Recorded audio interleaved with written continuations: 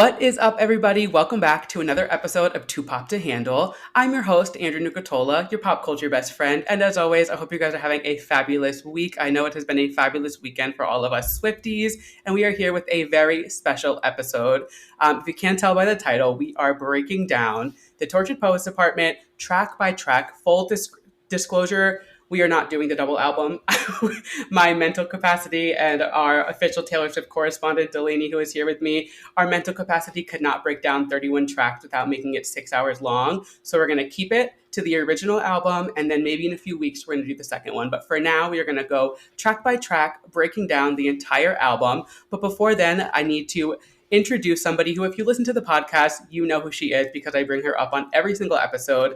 Anytime I talk about Taylor Swift, I feel like I am giving a little nod to my friend Delani, who I have known for, 15 years now, right? 2009 we met? At least. Yeah. At least. Yeah. Hi, Delani. Crazy. Welcome. Hey, I'm excited to be here.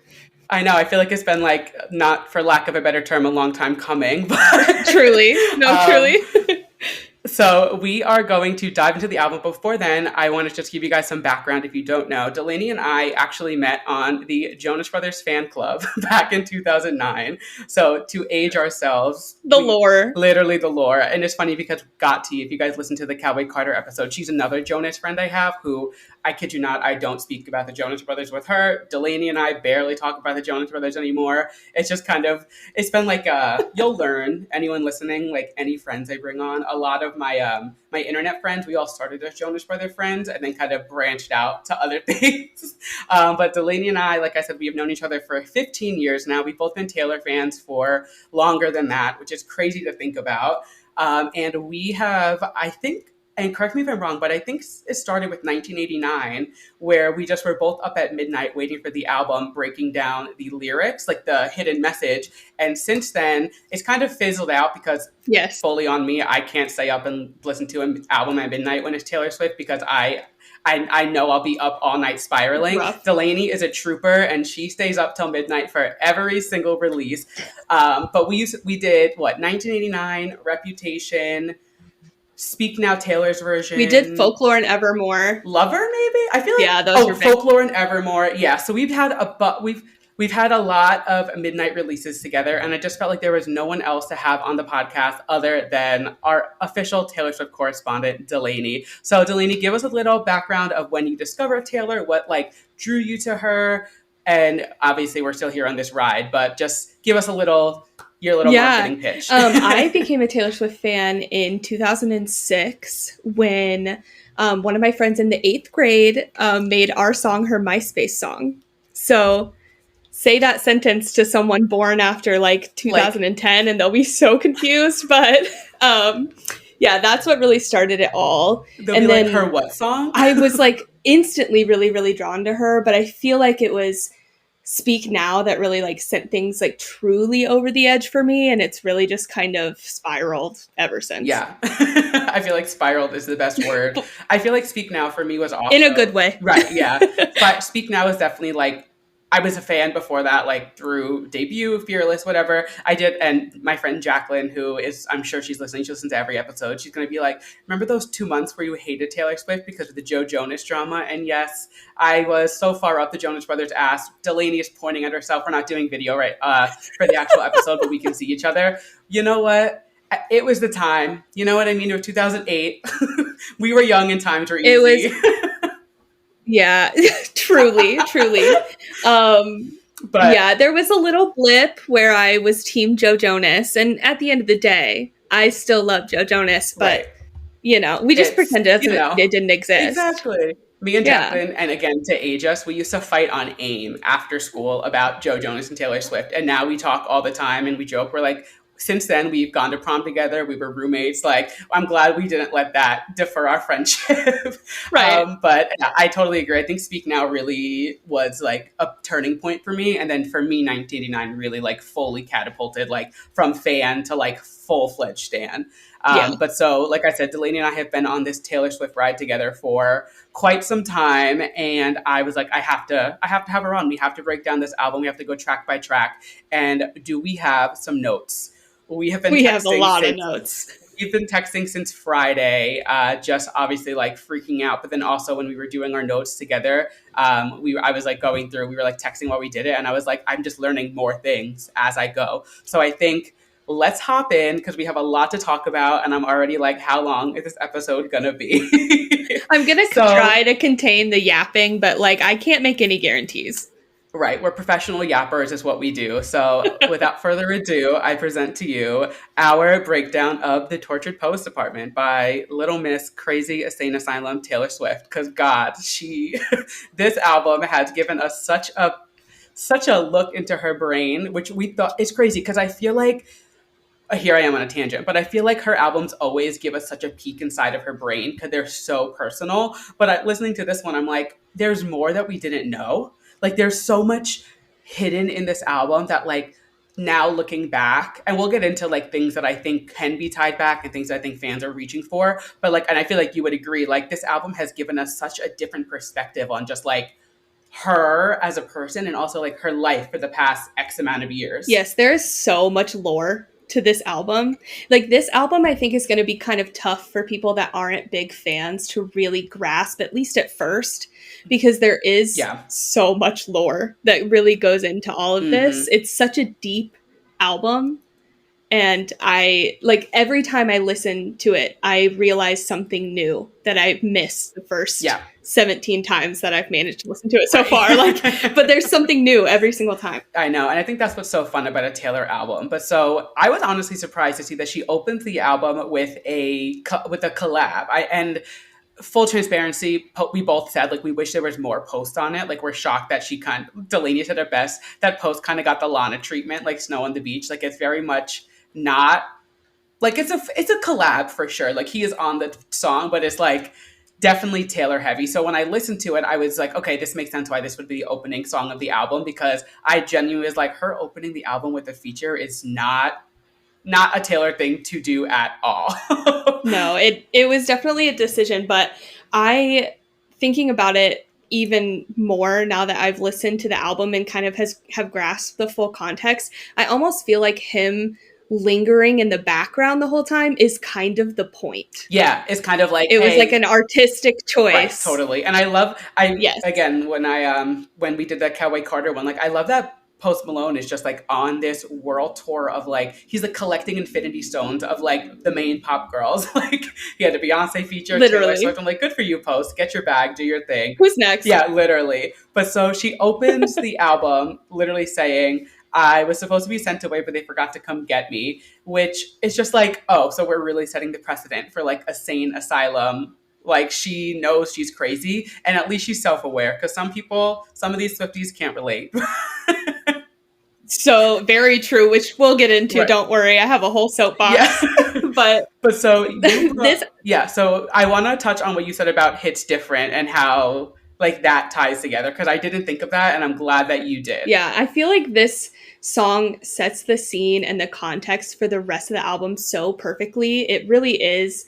The whole album itself is like a story from start to finish. And this is the perfect introduction to the story because she starts off literally the first line of the whole album is I was supposed to be sent away, but they forgot to come get me. And in Hits Different, which is the last song on Midnights, says, or have they come to take me away? So it's kind of her saying like, I was in no position to be making the choices that I was making, but nobody came to reel me in. And now look what happened. So and look where we are. And now, I'm about to tell you this story. So like buckle up. Totally. Yeah, literally. And I also love that like from the jump, like she is giving us these like I'm sorry, I love you is ruining my life. A, it's just like a crazy line. And B, like it would have gone crazy on Tumblr. It would have it's so fitting. Like it just makes sense. And like that line being so, and it not, maybe it's just me because I'm still chronically online, but I was so chronically online during like the 1975, that era of Tumblr, like knowing what, like I feel like my mind just works in a way of like, oh my God, Tumblr would have ate that up because I was so in the Tumblr lore of everything. And knowing what we know now about the album, that it is a Maddie Healy album and not a Joe Alwyn album, spoiler alert if you haven't listened, I'm like, oh, duh, like her entire discography since 1989 has had nods to this and no one caught on to it. It's truly so insane. Like, and that's why we said earlier the lore of this album runs so deep because all of the Maddie stuff was kind of kept so under wraps to the point that even when all of this was happening, the entire fandom was like, "Oh, this is a fling," Yeah, when very clearly it was so much so deeper much than more than a that, fling. and nobody even knew. Yeah, it's insane. You brought up the line, "Your wife waters flowers, I want to kill her," and then "My husband's cheating, I want to kill him," which like I think the way that she does plays on words throughout all of her albums, but especially just like when she's able to like, and she does it later, especially like LOML, like the way she flips lines. Sometimes I'm like, it's just like A, it's so smart, and B, it's like, what the fuck is wrong with you? Like, why are you like Literally. this? It is so It's crazy. I love when she does that because like when the same song has like a different chorus each time. Yeah. Like she's so Mm-hmm. good at taking these lyrics and then just building on them like throughout the whole song. 100%. And of course, this is the single. We got the music video, which there's some ties in the music video to other 1975 music videos. So, like, she really is plunging into this album, just like, here it is. This is what this album is about. But I still didn't understand, like, I didn't catch on in the first song because obviously there was no music video. But as we go into the second track, the title track, Tortured Poets Department, we both said this was the first time we were fully clued in that this was not the album we thought we were going to get. Like we both, I remember listening to this and being like, oh, this is not who I think this is about. Like this is not the tape that I was ready to listen to. And I remember listening and being like, wait, what is she singing? Who is she singing about? Because things just like weren't adding up. So walk me through like your yeah.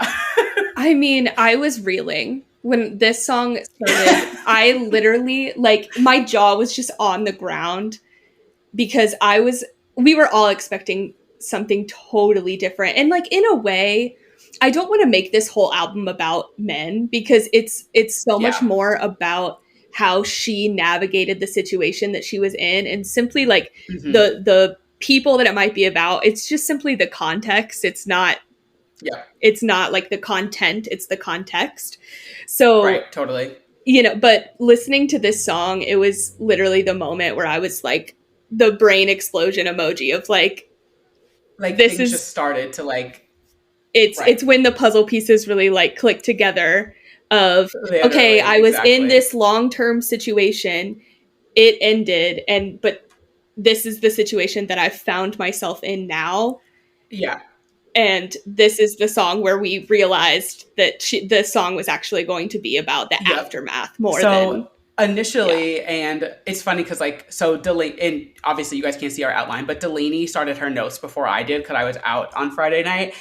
So I was like kind of just like putting sub notes back to her, but like as I was listening to it, there were certain lines that stuck out to me, and I was like, oh my god, I need to write this, and I was like, wait, Delaney already wrote it. I was like, we are on the same page of this, and the "Who's Gonna Hold You Like Me?" Nobody. I instantly thought of "Delicate." Do the girls back home touch you like I do? Which then I was confused because I was like, wait, that's Reputation. Like we're thinking Joe. Like I was like kind of teetering. But then the line where she says, "You told Lucy you'd kill yourself if I ever leave." I said that I said that to Jack about you. I felt so seen. And I instantly, again, there's kind of some back and forth online if it is about Lucy from Boy Genius, but all I could think of was those tweets that like that back and forth that they had back. I forget, I think it was like last summer when Maddie, Yeah. I'm not going to read the tweet because there's a slur in it, unfortunately, but he said, like, I want to make like the opposite of Boy Genius and call it girl, insert slur there.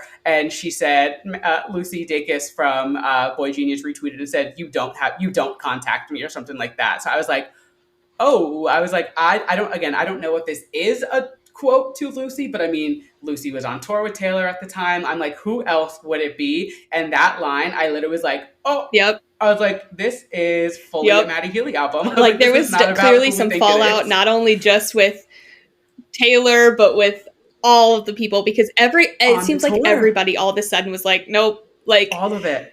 Which is crazy because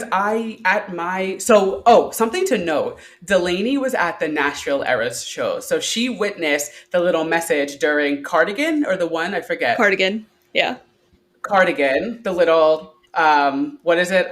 This is about you, I love you, or something like that, right? That she said that she mouthed to Maddie. Um, this is for you. You know who you are. I love you. That he also mouthed at his show, which is just like, what the hell? So that was like one of the first like signals of like, okay, they are together. And then I was at Philly, which was the weekend after, and he was on stage performing with Boy Genius. So like we were both full swing, like, okay, Maddie is fully in with this crowd, like he's back Yes, because we all know Taylor and Maddie were friends, and obviously now we know more than that back in 2014. But like when he was back around, I was like, oh wow, like I haven't seen him with Taylor a lot lately, but I guess it makes sense with Jack and with everything going on. And then it just like, yeah, completely, he was just like out of the loop, like wasn't at any shows. Nobody had seen him with her, like completely from 0 to 100. I felt like. agree.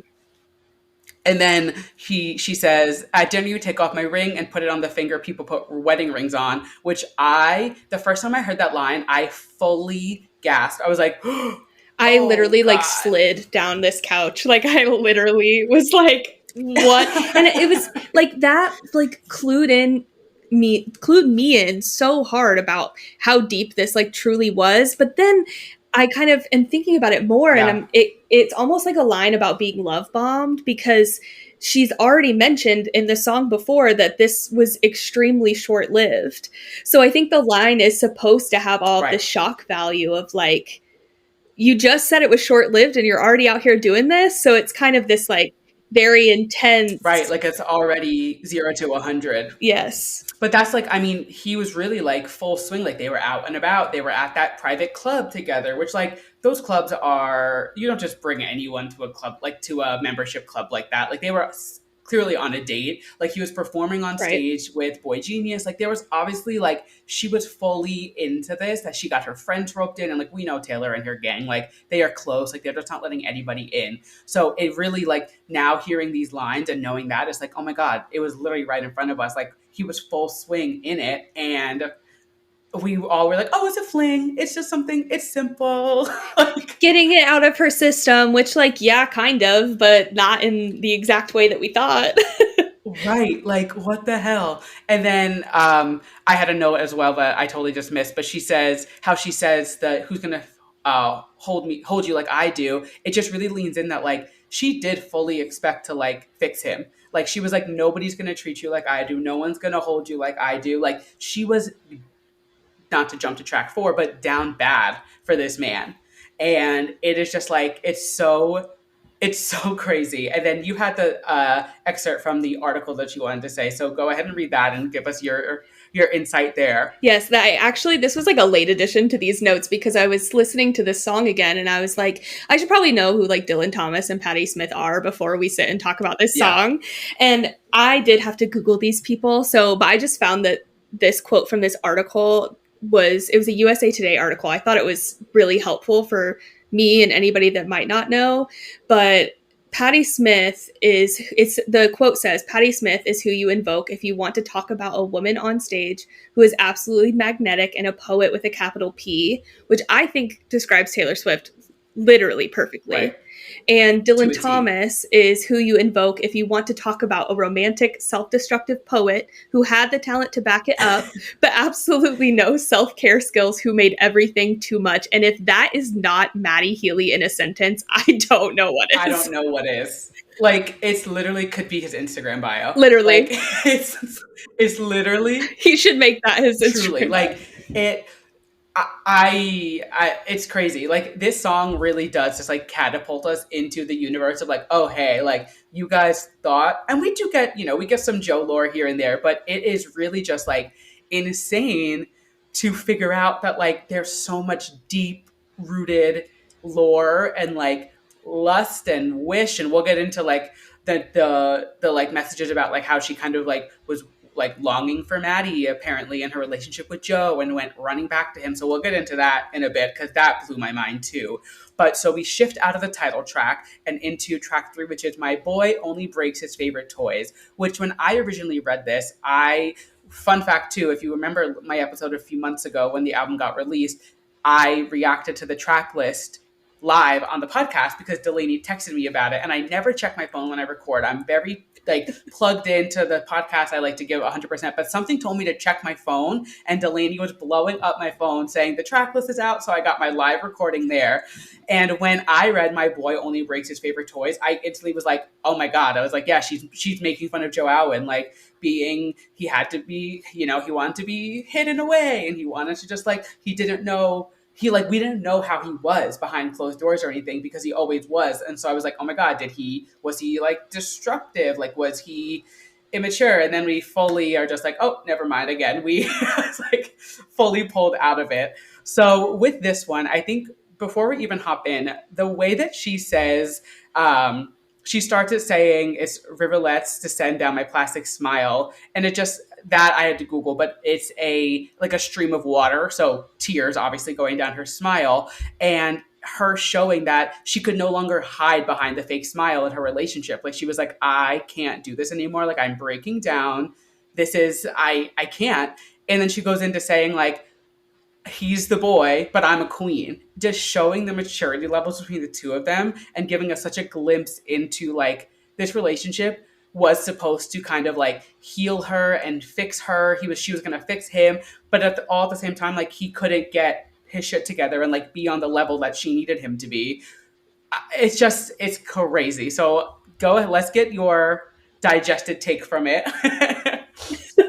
I feel like this song for me is kind of reminiscent of songs like Nothing New, where she's like, will you still want me if I'm nothing new? People love an ingenue. Like once it's all very new and shiny, you love it. And if that's what the whole song is, it's a metaphor for you know, that favorite toy that you got as a kid that you played with for 3 weeks and got bored.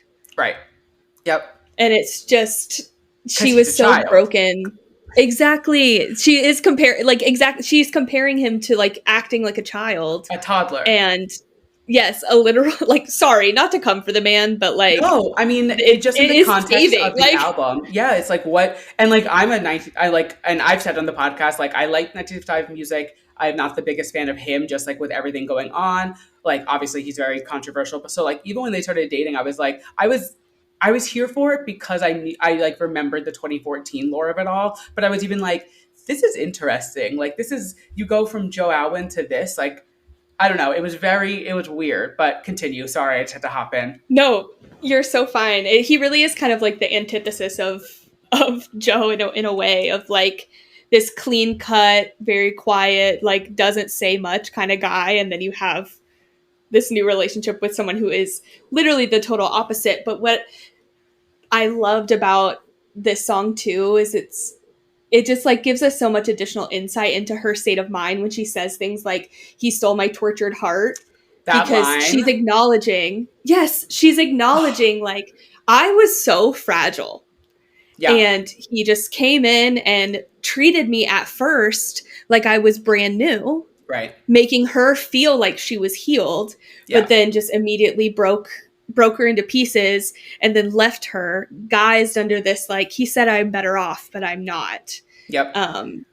The line that really like stuck out to me, and when I read it, I instantly was like, oh my God. She says, I felt more when we played pretend than with all the Kens because he took me out of the box, which just like is a direct nod to the fact that like this fling they were both on different levels. Like they both like I don't think either of them realized like how deep in one of the other was. And like, I don't know, but they're like saying she played with Ken's, like her last relationship, she wasn't taken out of the box. She was hidden away for years and like she wasn't out and about. So I can't even imagine like the excitement of like the thrill of being like out and about with your boyfriend and like just as like regular people. Like, I mean, I would be like, if you're in a relationship and situationship like that, where like you are a situation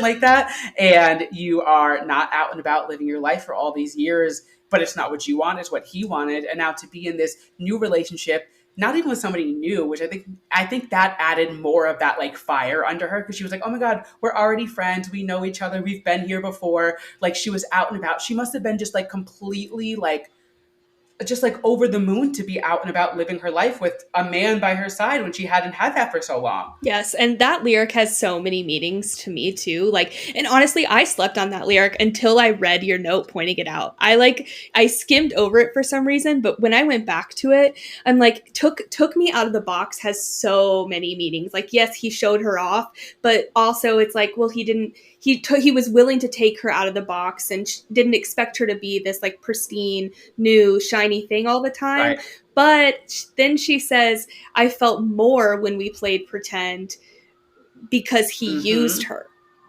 Like she was Right. used goods at that point. So Yeah. she was taken advantage of in that way. Her vulnerability was taken advantage of in that It's way. just like, it's the way that this, I guess, relationship, whatever you want to call it, like this blip in time was such a mark on her is insane. What the last thing just on this one that I have to say is he saw forever, so he smashed it up. I'm the queen of sandcastles, he destroys. Which just like I sandcastles, and this is me just like being me.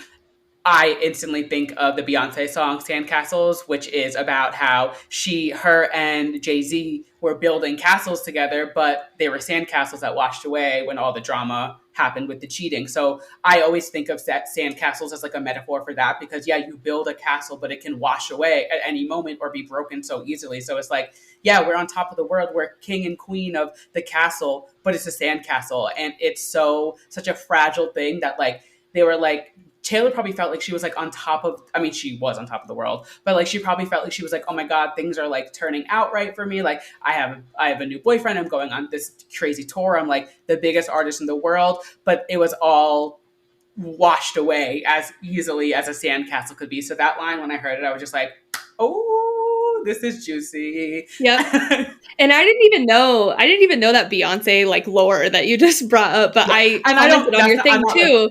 tying them together in that sense, No, but it's just like 100%. that lyric. That so on the Lemonade album, that song is like the turning point of them getting back together. And like she always says like sandcastles they wash away. Like we were the king and the queen of a sandcastle. It's so easy to wash something away when there's not anything like concrete or like really something to build on. So like using that metaphor and just knowing it as something people say, I was like, oh my God. I was like gripping the table. Yes. Yes, Sandcastles is definitely like speaking to her fragility at the time and It's so how good. fragile the whole situation is. It's such a good metaphor. I love it. Fully. Such a good way. Yeah, I love it. And now moving from there on to track 4, Down Bad. This song, I love this one. I really do like the whole album, but there are ones obviously that I like more than others. And I love the first 3 tracks. But this one, the first time I listened to it, I was like, oh, this is going to be a favorite for me. Like it instantly, I was like, just the way it sounds, the feel to it. Like I love it. And I love that you bring up the metaphor of the alien abduction because he took her to a whole nother world and sent her back where she came from and then left her high and dry. So do you want to dive into that a little bit? We can kind of go into like that lore of it all. Yes, I loved this storytelling. And I honestly, the first listen, I didn't really quite pick up on it as much, but how she's talking about like, did you beam me up to do experiments on me, which is heartbreaking. Yep. But it's So insane. this whole metaphor of alien abduction. She says it later too. They'll say I'm nuts if I talk about the existence of you. Like the same way that people Mm-hmm. believe in aliens and people think they're crazy. She believed in him and people thought she was nuts. Yeah. And it Right. oh I almost imagine this song being like part of like when she was telling people like her friends again like, oh, me and Maddie are talking again, like we're together. They were like, what the fuck do you mean this guy again? Like what are you talking about? You know what I mean? yes, and that extends to like the public reception of everything too, like Oh, absolutely. which Yeah. we'll get into. We can put a pin in that for Yeah, now, well, but yeah, because that is a whole nother section of it. And I have to, you wrote this line and I was going to put in there as well, but how dare you think it's romantic, leaving me safe and stranded. New Romantics is one of my top 3 Taylor Swift songs. So when I heard that line, I was like, please leave me stranded. It's so romantic. Oh, I literally was like, oh what my a tie. God. But like you said, it's just another insinuation that he left her because he thought she was better off. Like he just left her high and dry, left her stranded, and like, and unfortunately, it's, and we'll get into like this idea. There's always that message of her, which we haven't gotten in a while because she was with Joe for so long, but like of like, hey, I've been through this before. Like I'll be okay. Like I'm gonna get through it. Like I'm gonna be fine. But like just thinking of those nods of like, please leave me stranded is so romantic. That line in New Romantic is one of my favorite lyrics of her because it's so like early 20s situationship kind of feeling. But now like she's still tying it into these relationships when she's in her 30s. And it's like, wow, yeah, people suck. For real. And then she says, for a moment, I was heaven struck. And I love the way that Taylor talks about time. Like she's always kind of had this thing with timing. And there's a few times in this album, but I wrote how like the Speak Now prologue, I have it saved in a note on my phone because it's some of my favorite writing she's ever done. That opening, like timing is a funny thing. Like that whole prologue to Speak Now, that's honestly what really like trapped me for Taylor. I was like, oh my God, this bitch can write. And she always writes about time in such like a beautiful and like metaphoric way. So to say like, for a moment I was heaven struck, like it was just a moment. It was a moment in time in the story of her life. Like it wasn't this like 6-year relationship, but for a moment, for those however many weeks or months, she was heaven struck because she was just in her glory. She was down bad. She was down bad. Girl was down Like bad. down bad. And then I love how you said, Delani writes, like, I lost my twin is an insane thing to say about Maddie Healy. Do you want to elaborate there? Do you want? I don't know if there's anything more that I can say. Elaborate. I think that that's pretty much it. I know. It's like, I was like, what do you mean you're twin? You guys could not be. Oh, yeah. Am I still on? Okay, yeah. It just said it was reconnecting, but I think we're good. But yeah, just like, it's insane reading these lyrics and like knowing what we know now and like what we didn't know then and being able to tie together like, holy shit, like this was really, she thought this could have been like an end game situation. At least for a fortnight. Not to be corny, but that like, part, literally oh that. Man. No. It's insane. Anything else on Down Bad before we go into our track 5 of the album, which is always a hefty one. Down Bad is just it's top near the top for me. I love it sonically just as much as I love it lyrically. It's so good. It was one of the first ones I was listening to where I was like, I obviously, and this is gonna sound bad, but I was like, oh my God, I love the sound of this one. I love the first 3 as well, just like all of it. But this one I was like, everything was kind of piecing together. Like I was like, okay, wait, the sound, the message, everything about it, I was like, I'm so into this. But so we shift. Yeah, it's so perfectly chill. Yeah, right. And it's just like, and then the chorus, like it's fun, got a little beat to it, and then just kind of goes back into its thing. It's so good. And now we have our track 5, which, Delani, do you want to go ahead and just read your first note? Because I think it fully encompasses this track so well. Joe Alwyn, welcome to your tape, baby. It was fully like, oh shit, like here we go, we are finally getting into the messaging and the stories that we thought we were going to get, which is just like, again, so crazy that it took us 5 tracks to get a Joe Alwyn track, but you know what, I understand. The one lyric that I said, again, just to go crazy on Tumblr, is how much sad do you think I had in me, is devastating.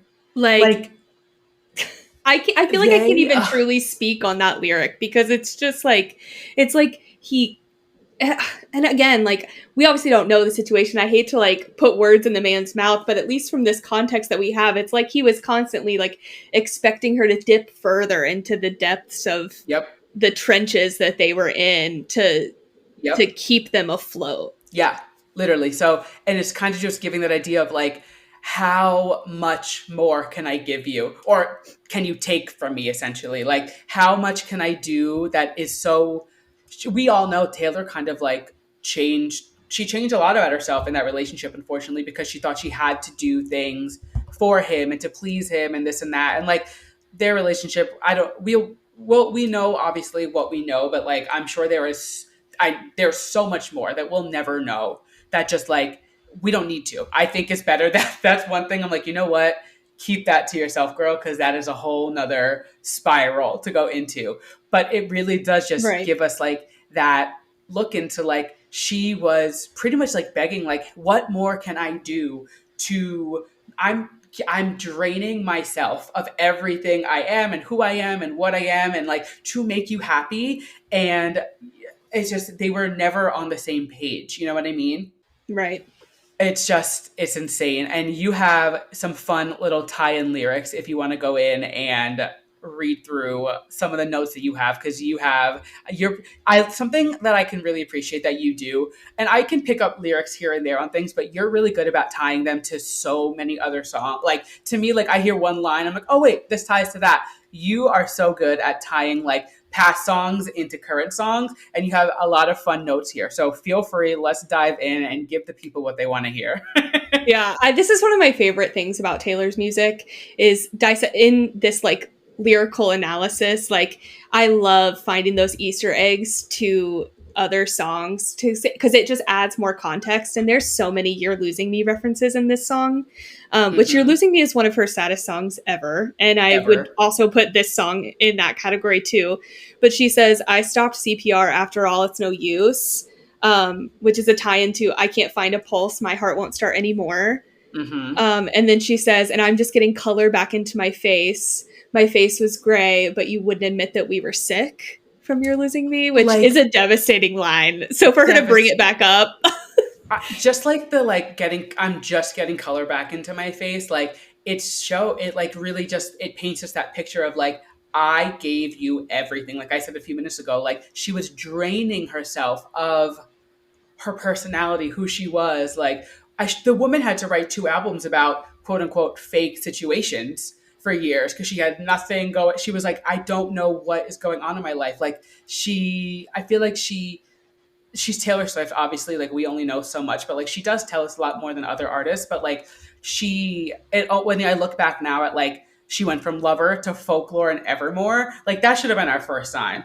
Like, yeah, we were all in a pandemic, we were sad, but you're Taylor Swift. Like her quarantine was not my quarantine or your quarantine. Like the fact that she released these like devastatingly sad albums, and of course she was inspired and she was thinking, but she had to like she openly admits that she had a drinking problem, and like she was making up these scenarios, so she said in her head, to write these albums. I'm like, you have been writing about your life and your situations your entire career, and that was the pivot, like that was the changing point when you're in your longest relationship. Like at the time I was like, oh, that's kind of romantic, like there's nothing going on in her relationship to write about. But then I was like, thinking about it now, I'm like, I don't know if those songs are all fictional. And I think she was really harping on her life before not only the pandemic, but before going inside for 6 years with Joe. yeah, and she says this in like a speech on the Eras tour, how the escapism of writing Folklore and Evermore was like therapeutic for her. And I think Yeah. it was probably therapeutic for a lot of reasons, but I think one of the big ones was because she didn't have to like completely feel or address a lot of the problems that they were Yeah. having. She could Yep. just kind of Go push into it to her the side and fantasy create a land. different world. Exactly. Yep. But like And even there's like we mentioned, like at one point I will bring it up saying how like is the one about Maddie, is Cardigan about Maddie, and like there's obviously so many messages in Folklore and Evermore that people have been able to like tie kind of to other situations in her life. So it's like, how much of that album is fictional? I've been saying it for a while on the podcast. Like I do not think Folklore and Evermore are 100% fictional. I don't Maybe either. like the character names, and like I'm sure she like fluffed up some stories to make it more exciting, and like some of the songs might be fictional. Like some of them might be like Last Great American Dynasty. It's a very storytelling song. Like that, maybe that one she did create something, but like there's so much in these albums that I'm like, girl, the jig is up. Like Yeah, I think they're kind of albums of like fake names, fake situations, but very real emotions. yes, exactly. Yeah. So there's a common theme throughout the album about like drowning and being saved from a shipwreck and things like that. But she says, I've noted in here that her saying that he blamed her for abandoning ship when she went down with it just gives us such a clue. Like they were on such different pages. Like I'm assuming she ended things or however it happened, maybe it was mutual, whatever. But like he probably said like, you're leaving me, like you're abandoning ship. But she went on the shipwreck down with him, and it still wasn't enough. So like how much sadness can I give you? It ties back to that first line. You know what I mean? Right. It's just, oh, it's so good. And stop trying to drill the safe. He was keeping everything locked up. Just, it's like, there's so much that we will never know about this relationship. And it is crazy to think about. Like, she is one of the most open book pop stars the world will ever have. And there's still more that like we'll never know. It is just, it's crazy. Yeah. And I I love, do. Oh, go go ahead. ahead. No, you go. Oh, I was gonna say, I just think that like we were all expecting this album to be something different than what it was, but I think like the fact that she dedicated her like coveted track 5 to Joe, like the Yep. track 5 has become like this kind of like quintessential like like It's like calling a card of game when it comes out. yes. Yeah. Yes. And so she could have, like, she has so much material from this 6-year relationship and it falling apart that she could have aired out. But we all know, like, this whole time, like, Joe has been, like, very notoriously private. And so the fact that this song was just really about her being, like, truly devastated, not really, like, calling him out too terribly much. Like, Yeah. but she gives him this moment of, like, being the coveted track 5. I think there's a lot to be said about the And I respect think, that she ultimately does have for the relationship, agreed. Yeah. and just and respect to her for that too, because a lot of Totally. people on the internet are like were waiting for her to like drag Joe Alwyn like because he's so private and kept her in the dark or whatever, and she just didn't do that because that's not him, and that's also I don't think it's her Right. at the end of the day No. either. And they were together for so long that like, yes, the relationship ended, things like shit happens, but like you don't spend 6 years with somebody, pandemic or not, and not like 6 years is a long time, which again is part of the reason it did end. They were obviously on different pages. We know Taylor, she alludes to things of wanting to like start a family, get married, things like that. And he, so we can assume that just wasn't his thing, which is totally fine. Like I think a lot of people online where they're like, oh, like Taylor wanted to get married and now she's making fun of his mental health. I'm like, that's not what she's doing, but it's just painting the picture of like, hey, we were in different places in our lives and we wanted different things, and it's okay. Like it's not the end of the world that Joe didn't want what Taylor wanted. You know what I mean? Like, yeah, it sucks and it's sad, and like he did keep her kind of tied down a bit, but like it's also like, hey, shit happened. We're on different pages. Joe wasn't wrong for not wanting what Taylor wanted, and Taylor wasn't wrong for wanting what she wanted. You know what I mean? Like they were both had the right to say, like, I don't want this, you want that. It's not gonna work. Yeah, she literally says, I'm not the one. You'll find someone. I'll Right. find somebody. They're going to find other people that are going to satisfy the Yes. parts of their lives that they couldn't do for each other. Yeah, totally. The last line in this, just I'm like, I can't with this. Swore that you loved me, but where were the clues? Died at the altar, waiting for proof. And that is just like so devastating to be like, I sat there and waited and waited and waited for this, and that to her say like love is getting married and all of that. To him, that wasn't how he showed it, which again isn't a bad thing, but it really does show that like she really was in it for the long run, and he was just kind of, not that he was like not taking it seriously, like I'm not alluding to anything like that, but she really like was ready for the next chapter, and he was a few pages behind. Yeah, whether that's like not what he wanted at all or just simply like not what he wanted In at the the moment. time. Yeah. Right. It just, they And weren't I think that's also matching up. And like a message of just like that happens in day-to-day life too, you know, like it sucks, it's sad, like when you like you think you find the right person but things don't work out because you guys don't want the same thing, and it does kind of just allude to like, this is my track 5, this is about Joe, I'm going to give you this little these drops in my bucket, and we're kind of, I mean there's more about him through the album, but like for a track 5 to be about him is obviously major, and she's kind of like, hey, this is what's happened. Here's the situation. It sucked. I felt like I wasted my youth. She literally says, I'm pissed off. I gave you my youth. But we're moving on to what Delani says is one of the best songs in Taylor's discography. And I don't disagree. This songwriting in track 6, But Daddy, I Love Him, is so intense. And I love this song. but Delani loves this song more than I ever could. So I'm going to let you take the reins here and start, and we'll see where we go from there. Oh my god, I am so excited. I wrote so many notes for this song and I said that I would condense it and I just couldn't because we could do a whole I know. episode. We could do a whole episode on this song alone. I love this song. Like Peace is my all-time favorite song. I have a tattoo for it. Nothing will ever beat Peace as my favorite song in her discography.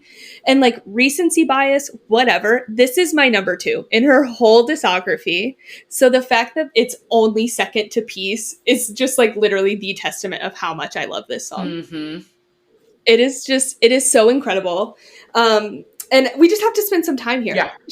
The whole song is her just saying like, fuck you guys for crucifying me for liking this man. Yep. Why would you do that to me? Yeah. The whole song, like every reference that she makes to like in the song, she talks about like her peers, people that she sees at the store, people she sees at church.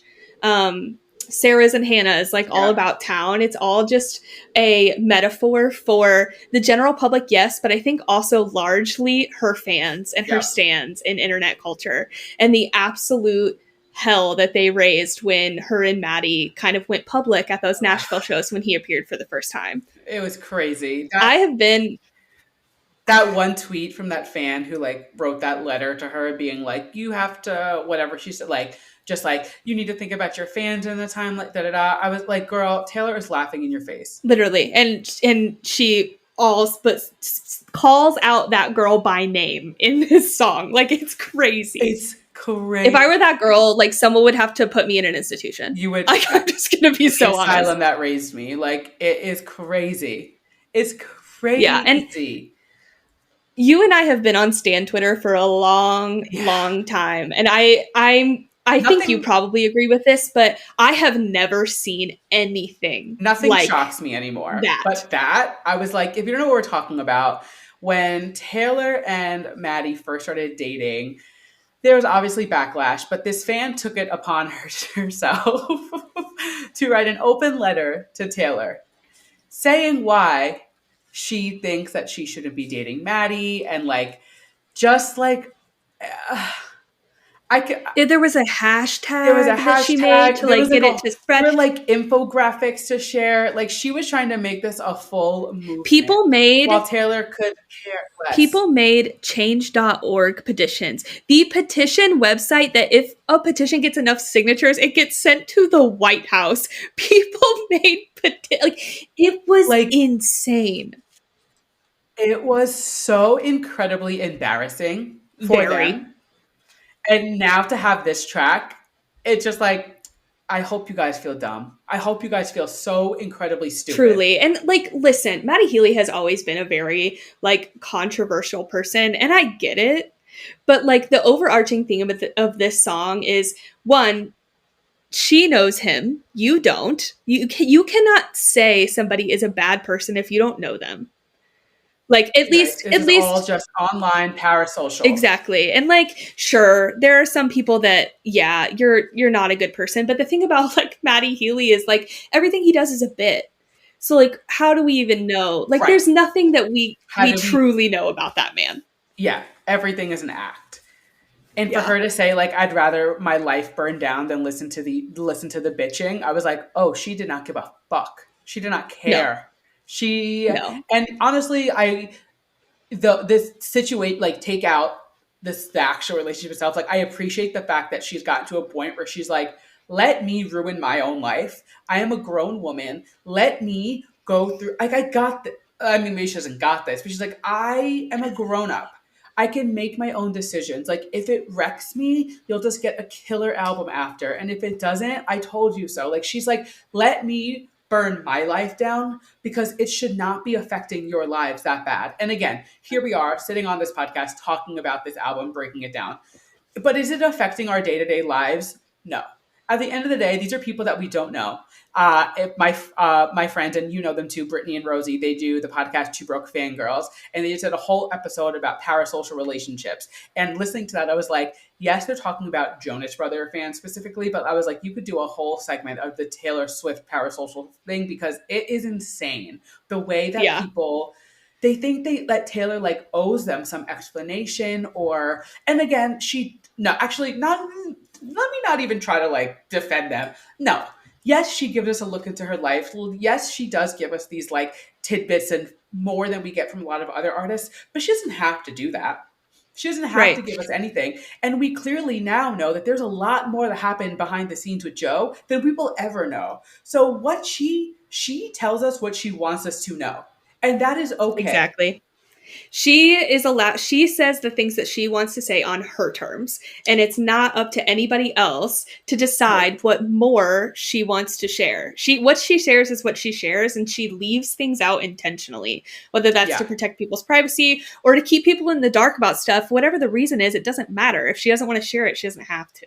Right. And it is just like, it's just like, it's nice for her to kind of take the second and be like, hey, I saw what you guys were saying. I knew it was bad. I knew it was dumb.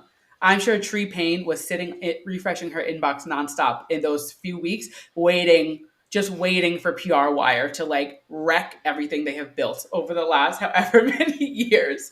But at the end of the day, Taylor Swift is a human being. She's going to do whatever she wants, as everybody should. Yes, obviously listen to your friend. If it's that bad, sure. But she is like, let me make my decisions and do what I want, and then we'll figure it out later.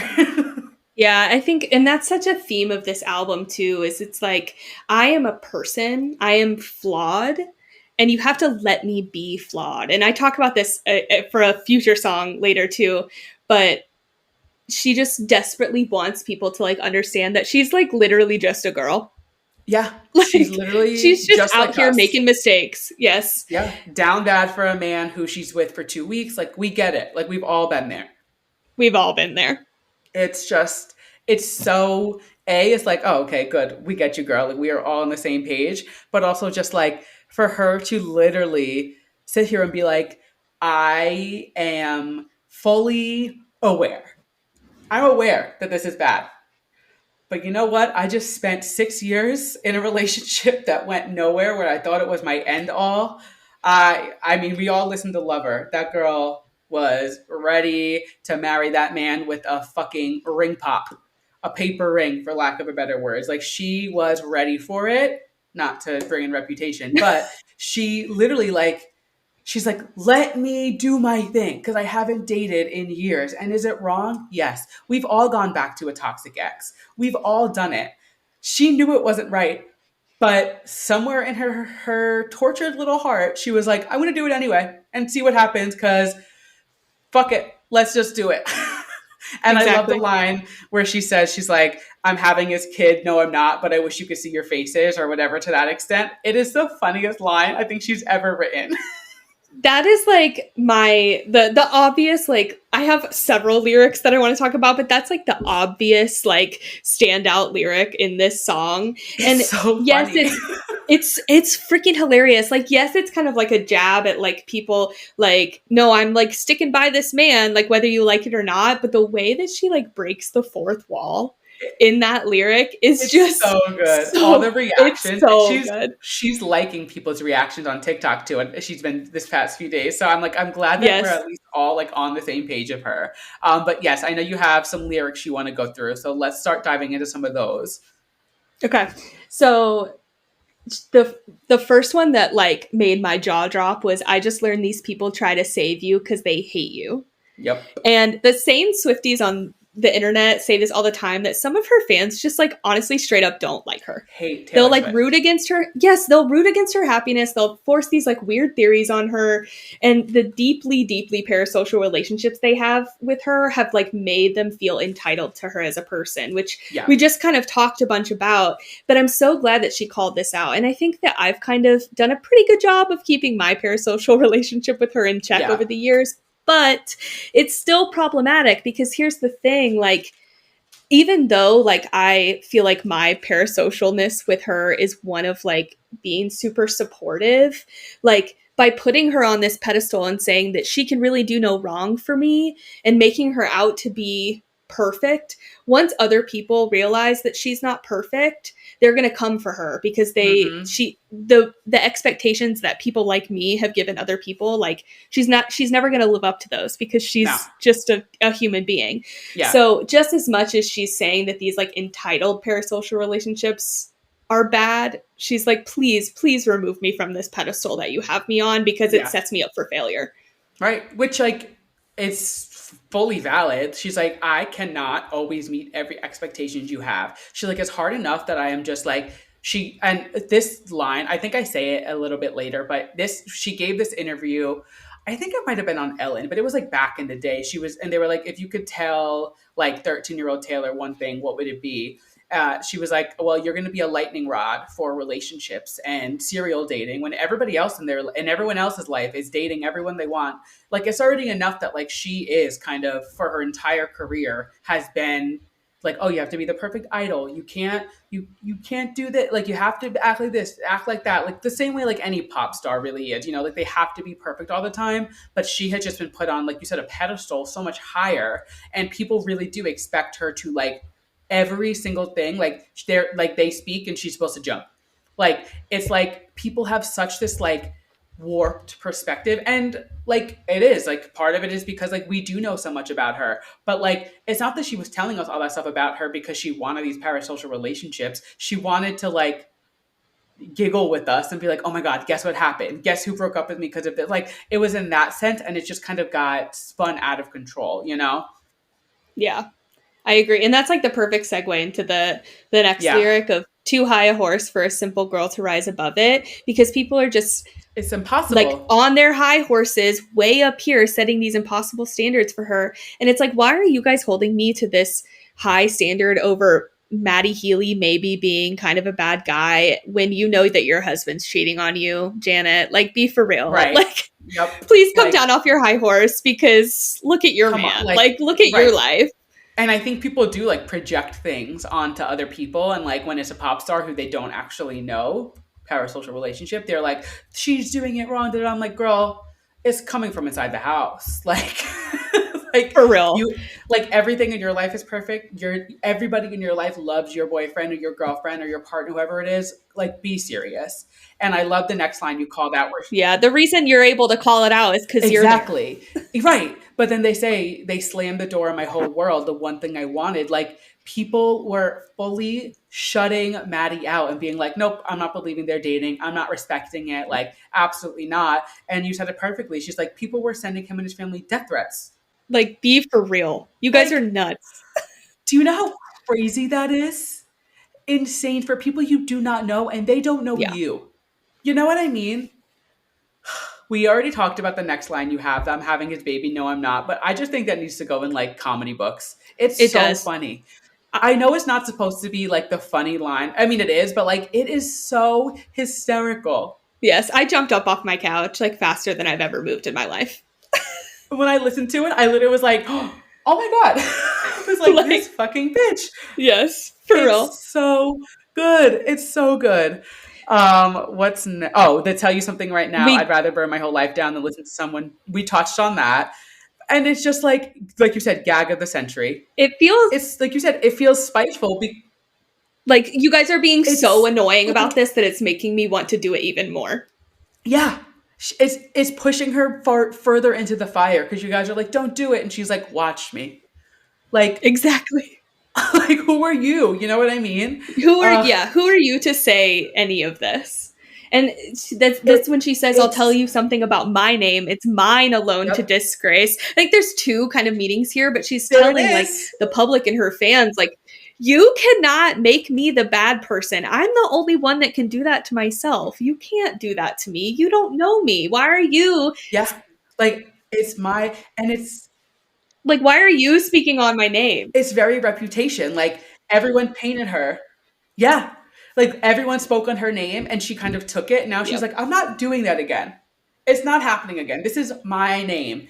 My one of Absolutely my not. favorite lines from It's just the album, and because all of these lyrics like flow together one after another, and she just like keeps going at this point. right. The Yeah. next one is That was the thing with it was like a revolving door of like bitch slap, bitch slap, bitch slap, bitch slap, like in our face. And I was like, oh, She she's was mad. pissed. And then she says, I don't cater to these vipers wearing empaths clothing, which is one, a wolf in sheep's clothing on freaking steroids. And she's saying that about her fans. And she says Yep. wearing empaths clothing. So people who Mm-hmm. think that they're being like super noble for calling out this problematic behavior, but really what they're being is a snake. And we know how she feels about the snake imagery. Snake Yep. was used against her for Yep. years. And so for her to call other people, and not even just other people, but like some of her fans, snakes, is freaking huge. Huge. It's Like, like the table, like, oh, how the tables have turned. She's like, oh, she's like, this is exactly what's happening to me. So I'm going to give it right back to you guys. And I honestly, like, she has obviously always been one of the biggest stars. She's always been huge. Like, yeah, she like started out kind of small or whatever, but like even with Fearless, like people were obsessed with her from the jump. Like she really did hit the fan base jackpot. And for a while it was fun.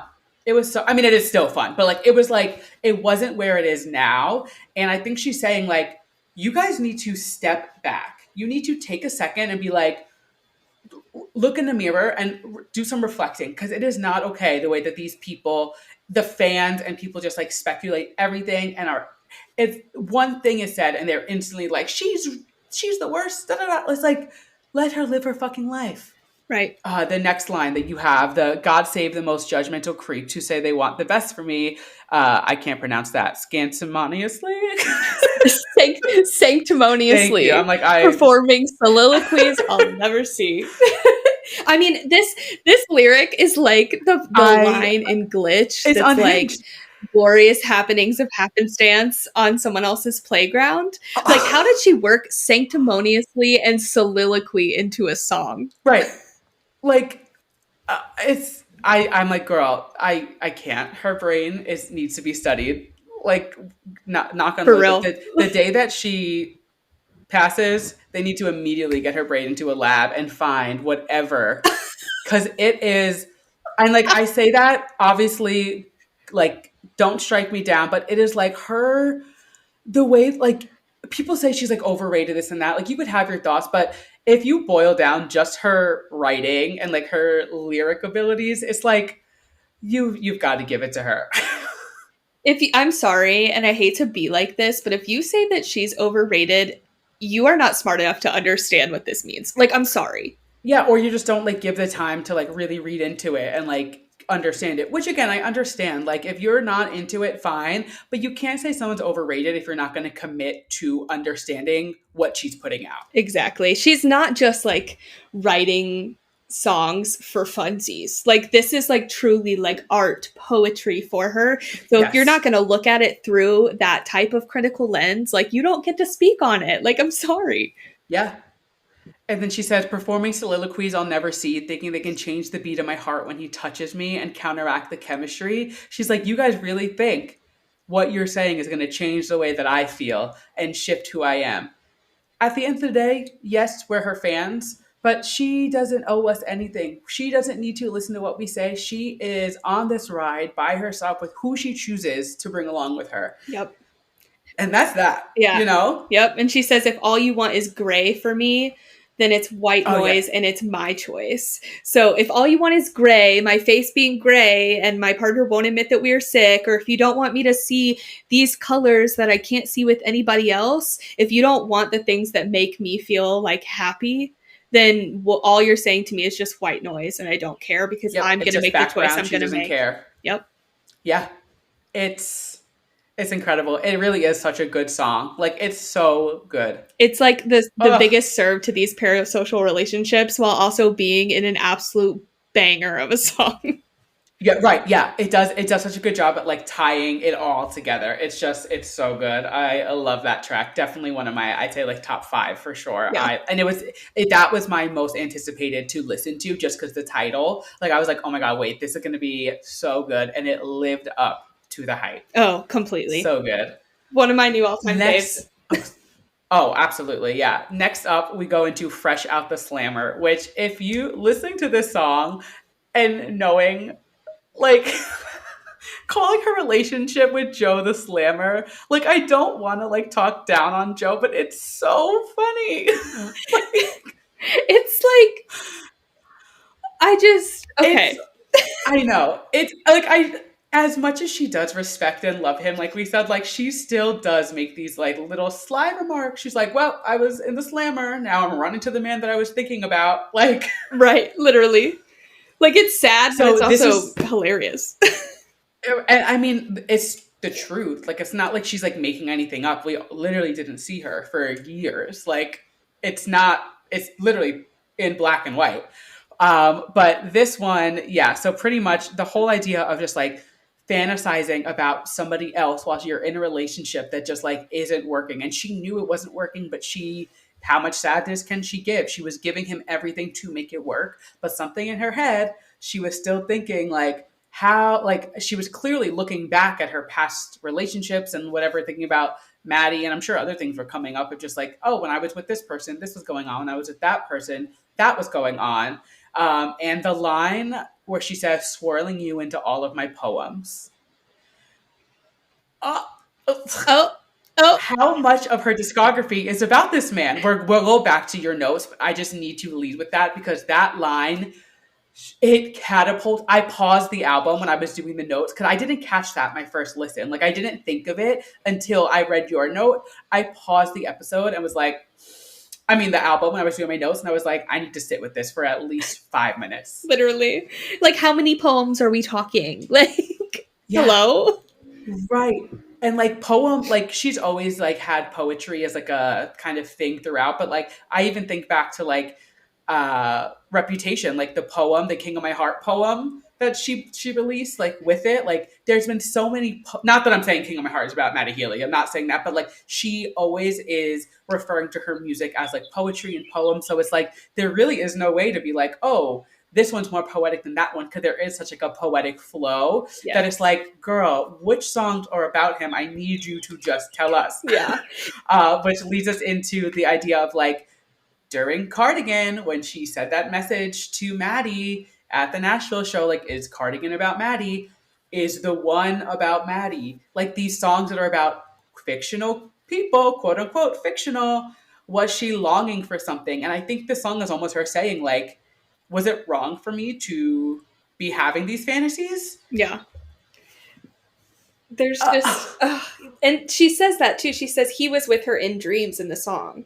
And like, yeah, I think that there's an element to that of like, she was kind of low key miserable. So she was like dreaming about this other man. But I think that yep, lyric could also have kind of a double meaning of her partner in the relationship also being miserable and he was dreaming about other people himself, right. It was like a double. which I think is a really interesting, like, like, Yeah, but it also is like I think they both knew for a while that the relationship was kind of doomsday, but I unfortunately. think they both didn't want to admit it because she's Taylor Swift, and like she can't have a failed relationship again after she just released this album about him and all this music. Like the way that the people paint her, like oh she's in love with him, so it's Endgame, quite literally title of a song, and it's like it's okay, it's all right that a relationship doesn't work. Like I almost want to be like it. I wonder if this was almost like a wake up call for her to be like, "Hey, maybe don't tell everybody everything."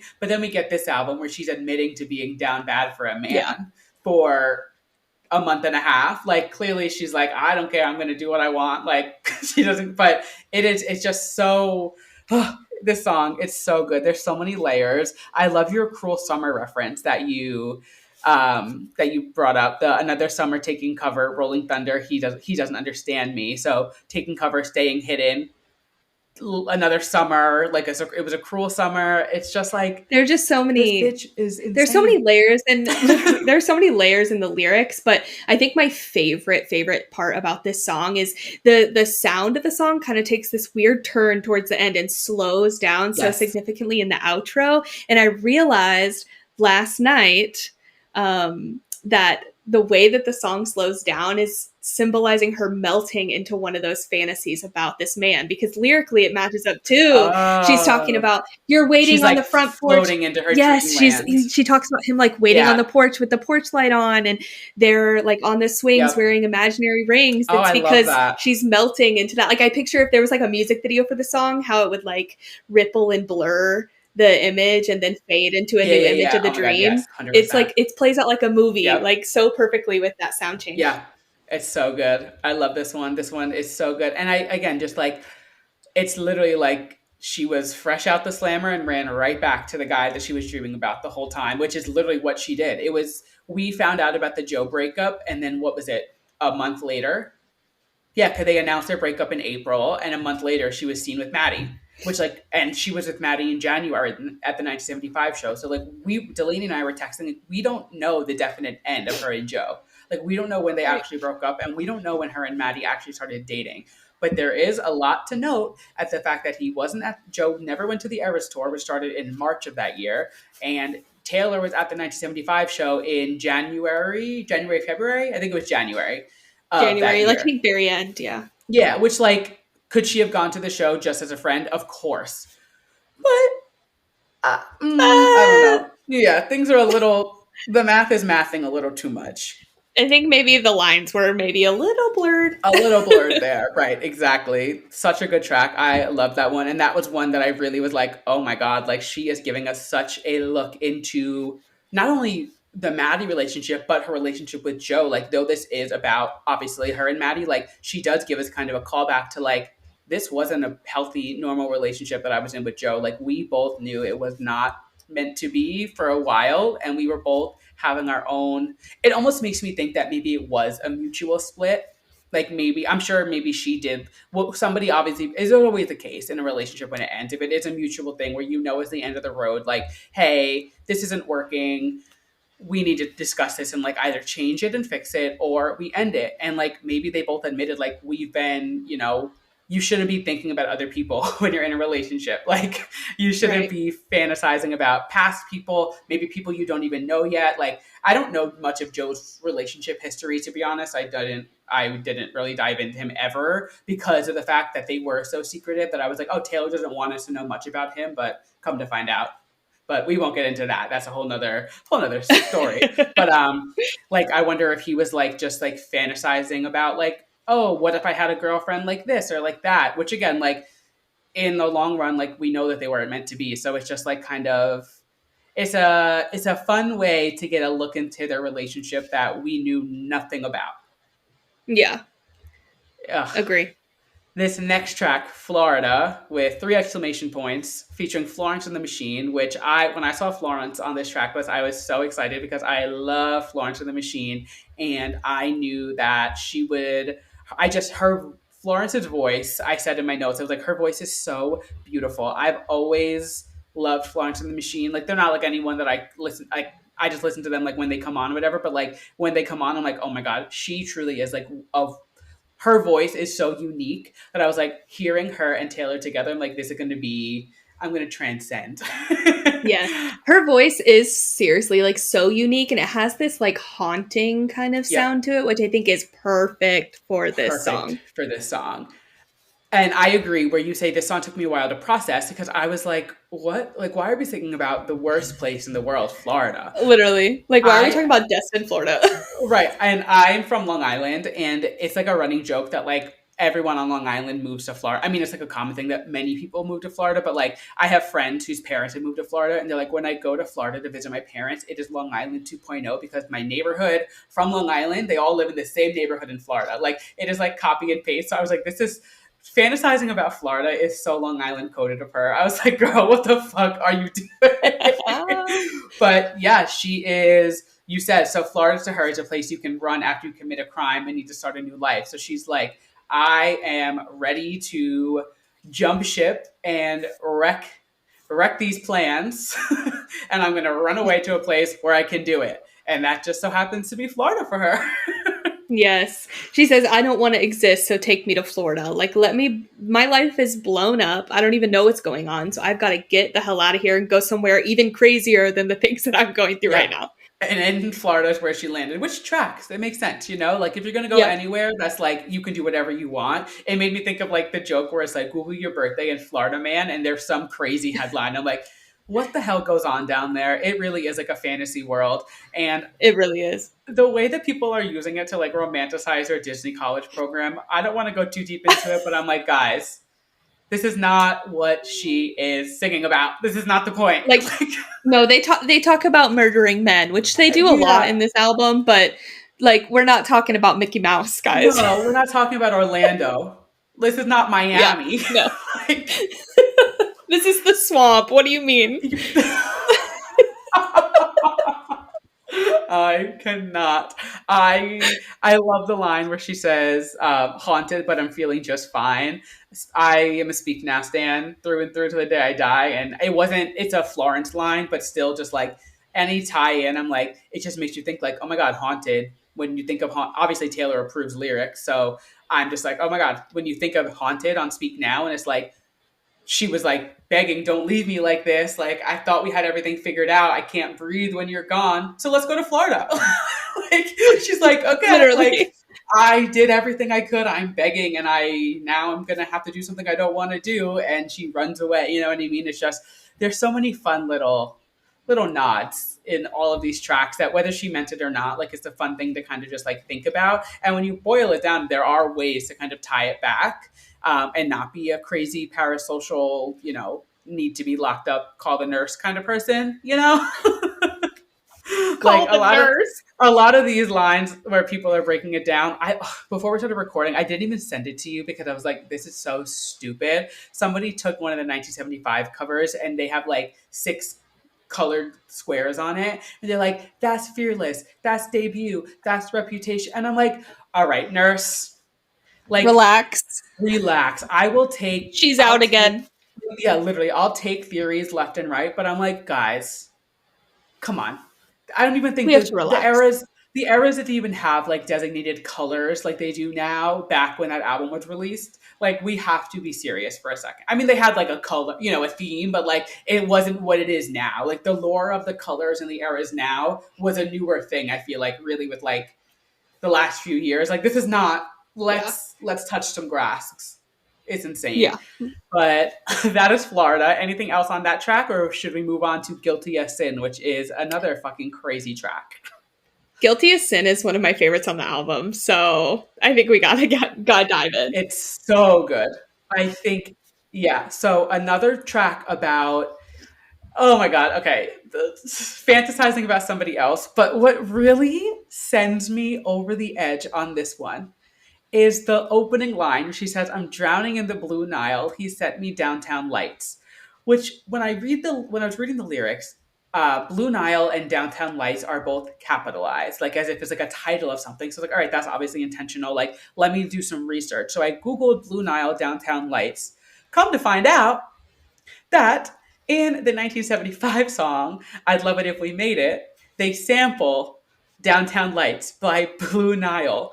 And it just makes me think, and again, this is a feeling that I feel like anyone who's been in a relationship, and really not even just a romantic, like a friendship, a situation where there is a song that you tie to that moment and that feeling and that like, obviously when it's like with an ex, like there are certain songs that come on, I'm like, ugh, he loved that song, like an ex loved that song, but like but you're like, I wish I didn't think of him when I heard that song, but it's the human brain, like you can't control it. But she is almost like telling us like there are so many times where I would hear a song, specifically this one, but like I was thinking of him throughout my relationship, and was it wrong of me to do this? Like was I in the wrong for doing it? And it's such like a relatable kind of message, I don't know. I love this one. It is absolutely one of my absolute favorites. It's so I'm good. eating it up. Like Yeah. sonically, the song is stunning. Like it is Yes. produced Agreed. so I well, love the sound of this one. but lyrically, I mean, I this is easily one of my favorites on the It's album. so good. Am I allowed to cry? Am I like, is she allowed to be sad about something that she shouldn't be sad about? Like, It's Yes, so like, can I cry over this even though it feels yeah, you wrong? said I keep recalling things we never did without touching his skin. How can I be guilty as sin? It's like she is fantasizing about other people. We come to find out Maddie, of all people in the world, but let bygones be bygones.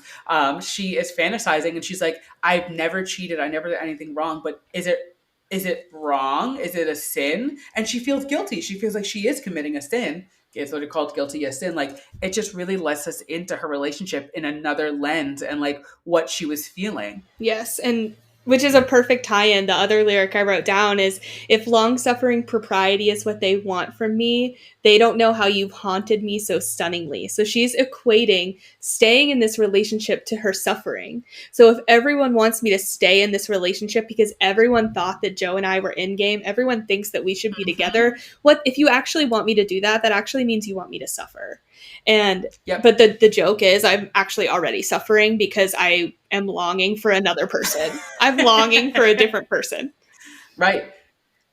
For someone else, yeah. And I also, I mean, we all we know now is like that it is Maddie, but like it makes me wonder, like, I wonder if it was always Maddie she was longing for, or if it just kind of like I so when I was listening to it, I was like, all right, realistically, yes, they had their fling back in 2014, and there was the whole lore of it. Like we all know about the Terminal 5 show. I was there when it happened. Like it was a major, major moment.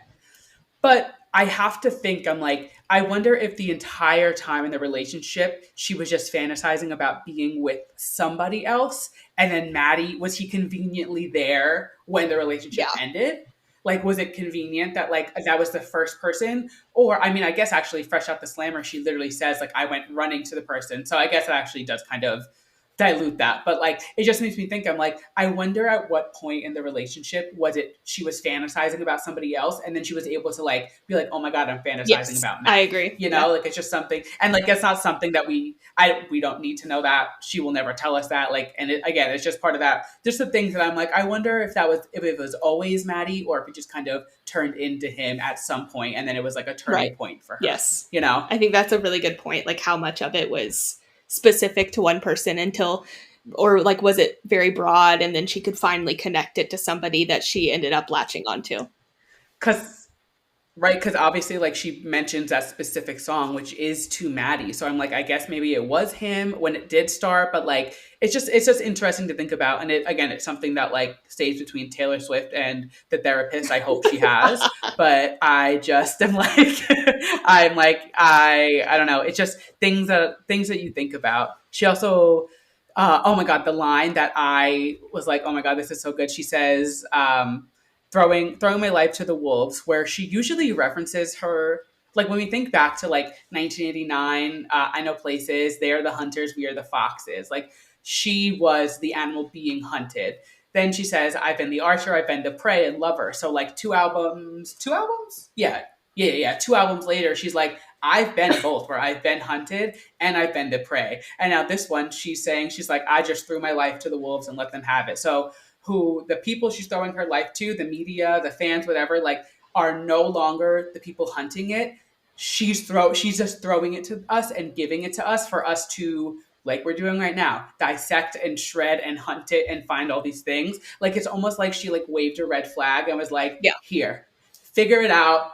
This, you guys have been hunting me for years. I've been in both situations and I am just going to give you what I'm going to give you. Do Yep. with it what you want. And I just love that like evolution of lyrics, to think like she was, and like this again, to someone it might sound like bad, but like she was almost like, hey, I'm the victim in this situation always. On I know places, like I am always the one being hunted, I'm being hunted. But then lover, she's like, no, it's both. Like I'm the bait and I am, back and forth. But now she's like, fuck it, go hunt me down, figure it out, rip my stories and songs apart. Like I'm throwing my life to the wolves because like I don't Yep. know I what know else to you're going to do. have opinions on what I do regardless. So just take it. Yeah. Right. Like she was so, even like with like I always think like 1989, like she was out and about and like she would, we would see her here and there, but like think about like Speak Now and Red, where she was like going to get Starbucks every day. Remember that like those few months where she was literally like just walking around New York, taking photos with people, like getting Starbucks every day. There was like that one Starbucks downtown that she was always at. She would like go so casually, but again, she wasn't like, she was big, but she wasn't who she is now. So like it also could allude to like maybe she could do it a little more freely with security. Now she could never do anything like that. But like she really has like been in every situation where like she's hidden, she's I mean, there's the whole suitcase theory that she was carried into her apartment. Like she's tried everything to be hidden and be hunted and not be hunted. And she's just like, you know what? I'm going to do whatever. And so be it. Yep. Completely. It's so good. I love the timestamp that you called out, the 3:14 timestamp, when it has that like that break in the song and then just like I almost imagine it like a "Don't Blame Me" moment on tour. Yes. Like when the lights are gonna just like go up and like it's at 3:14 for anyone who wants to listen. Delani literally writes 3:14 takes me to another planet, bro. And I'm like, no, the first time I heard it, I was like, yes, I gasped. I was like literally on my couch, like stop everything so because good. what? Yeah. Like it's just it's in my opinion like maybe one of the best like little parts of the whole album sonically. It is. It's such a fun little moment in the album and just like adds such a nice little like it's like I feel like this one, like we've been on this journey with her, this story, this like obviously we're listening to the music and like taking it in, but like fans like us are really like listening to like the lyrics. And then that moment kind of breaks it for us and it's like, oh, by the way, you're still listening to my album. It's not just me telling you things. Like I'm still going to give you crazy production where I need to do it. Like it just kind of like it adds to the song, but it also it was like a moment where like I was kind of just like listening and not like taking in also the production and the music. And then that moment hit me and I was like, oh my God, I'm still listening to like a Jack Antonoff produced album. Like it's just still gonna have killer production. It's still gonna be a banger. It's still gonna be a banger. Right. It's literally, it's so good. Another banger on the topic of track 10, Who's Afraid of Little Old Me? Before anything, I'm afraid of you, bitch. I'm terrified of you, as a matter of fact. We all are. I'm so scared asking that question. Like, what do you mean? Are insane. We're all afraid. It's so good, this song. It's so sonically, lyrically, everything is so perfect about this song. This song plays out like a movie in my head. I can see everything that she's singing about. I could see all of it happening. I would die for a music video for this song. Yeah, I know. I feel like this is one that, like you said, like we can just see it happening. Like, wait, like let's just do it. Just give it to us. You know what I mean? Like there is such a story to be told here, and it's so good.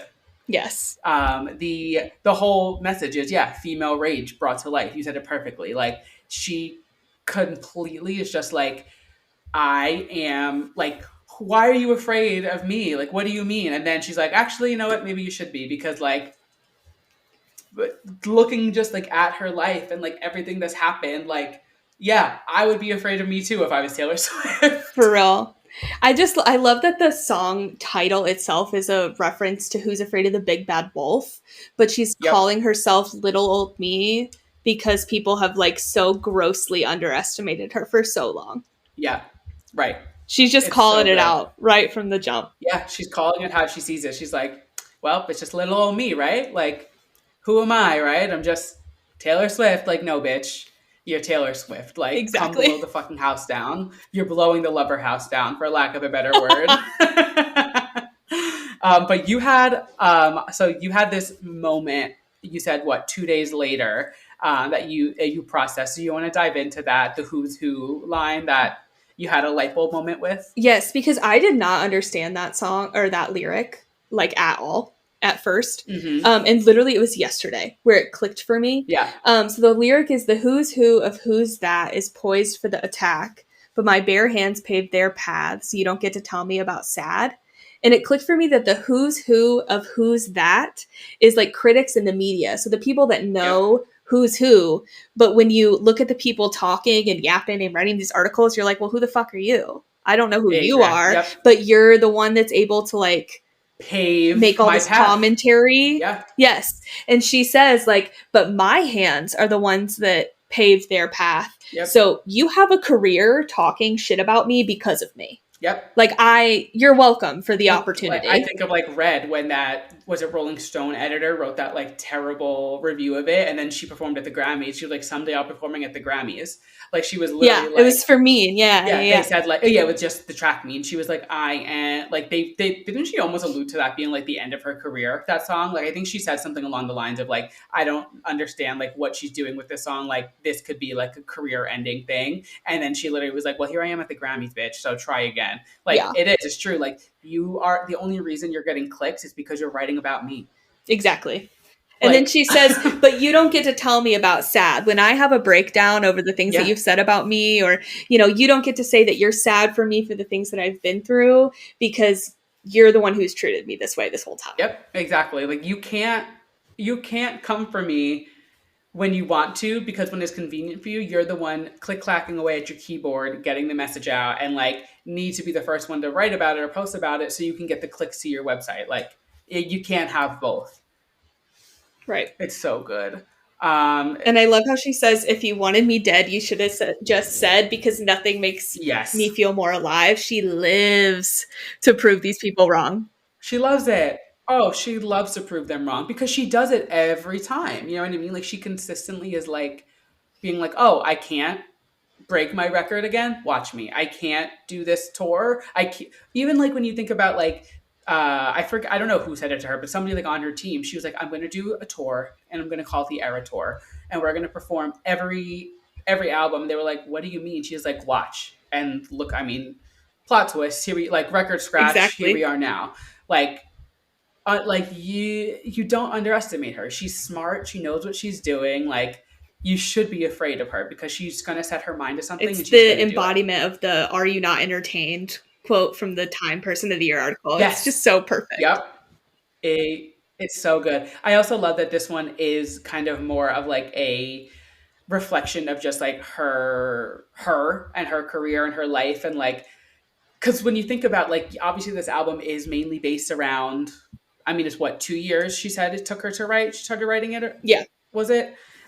She's had such like a change of things have changed so drastically for her even in those 2 years with this tour, the movie, the albums. Like she has completely like skyrocketed beyond ways that I didn't even know she could skyrocket further to. You know what I mean? Like she just continues to outdo herself, and she's like, "Watch me! Like I'm going to continue to like do this." And I love that she does give us a look into that of like, I understand that like, hey, I have gotten to a point in my life where things have gotten completely out of control. They've been out of control for her for a while, but like this is something that no, we've never seen before with any celebrity. Like the level of fame, and she's giving us like that message of like, I know, I understand. Like I get why you would be afraid of my capabilities because look at Right. me.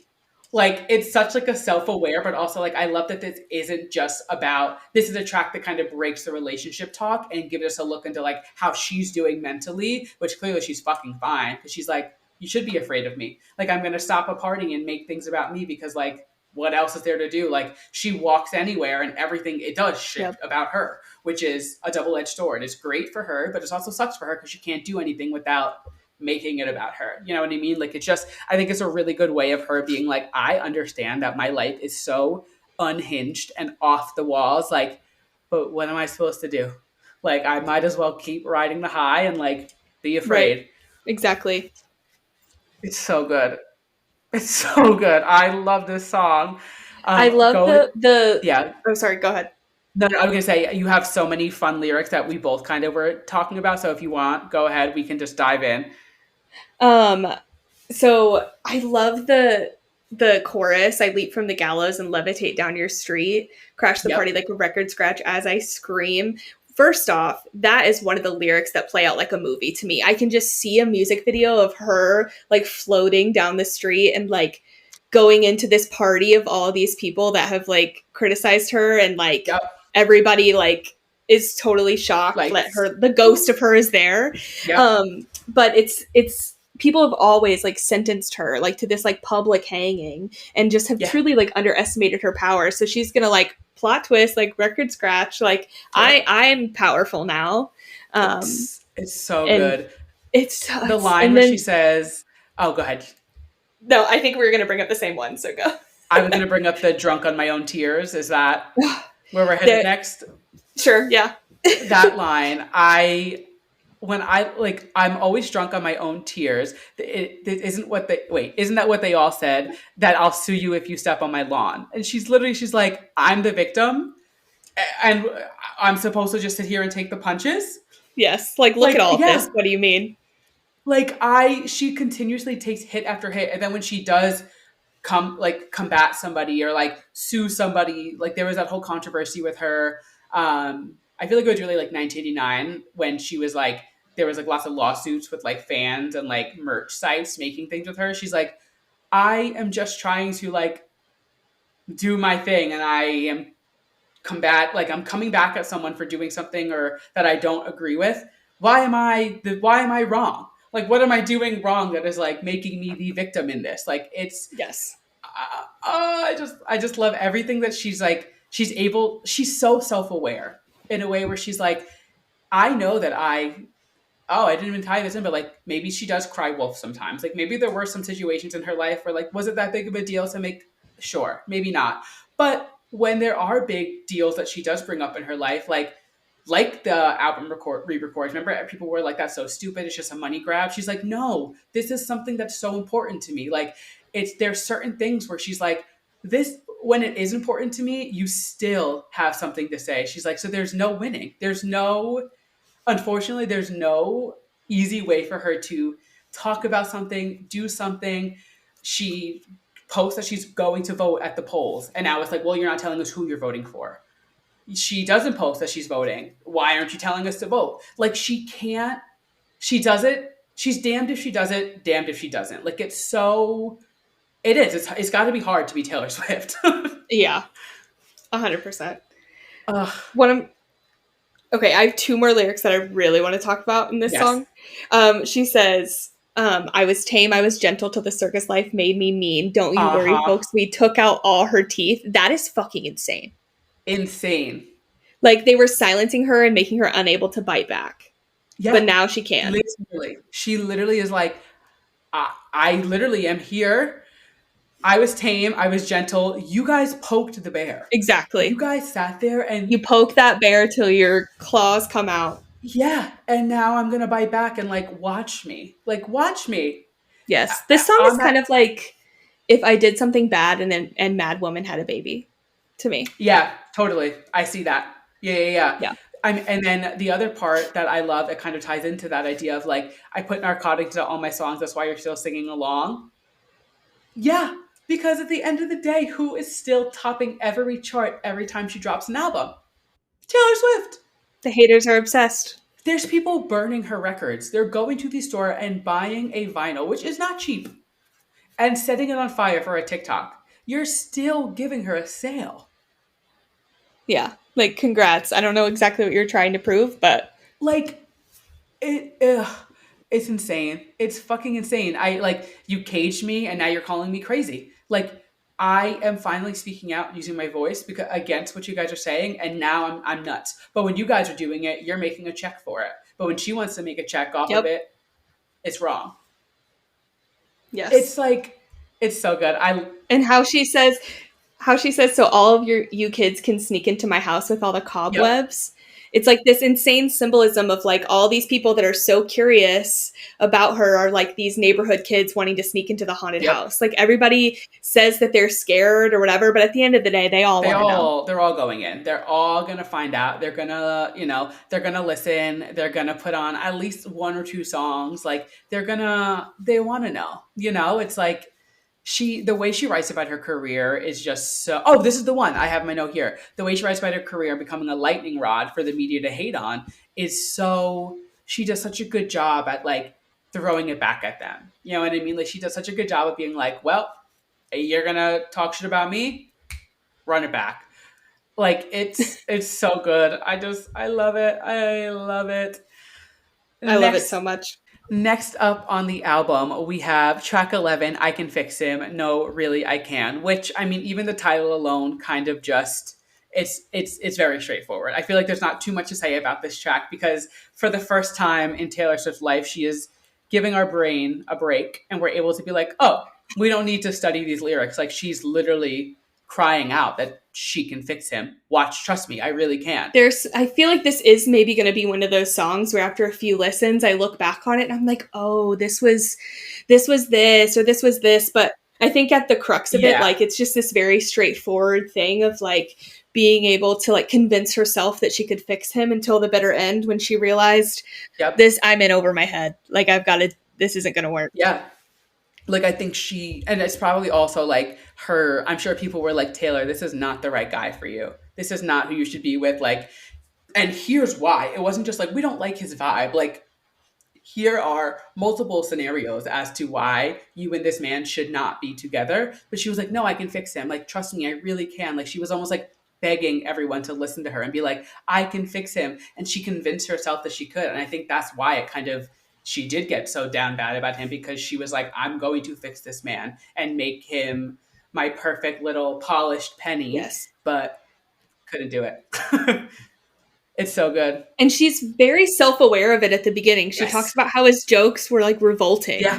Revolting is quite It's the word. quite the word. So she's like very self-aware of like, no, like, I totally see his flaws. I get it. I hear you. I get it. But like, I've got this. She says, like, you're praying for me. You're praying for him. God doesn't have to do anything. I can do it. It's fine. It's fine. I've got this. Yeah. But And then she's like, whoa, okay, I don't have it. Just kidding. yeah, just kidding. Off the track. Yeah, this one I feel like you said, very self-explanatory. So like, it was nice. I mean, I'm sure that there's more that we could dig up on it. Like, I'm sure there are certain scenarios, but it's almost nice to kind of like let it stand as its own and be like, she really thought she could fix this man, which there's no fixing, unfortunately. Like, he Yeah. does this as a bit, you know what I mean? Yes. And we've all been there. Oh, 100%. I'm not faulting her. I'm not faulting Maddie. Like, it's just how people are. Like, it's, you can't fix someone who doesn't want to be fixed. You know what I mean? Right. Yes. And then we get to one of the saddest songs I've ever heard in my entire life. I cannot believe how sad this song is. Track 12, LOML, Love of My Life, Loss of My Life, whatever we want to call it, LOML. This song is so sad.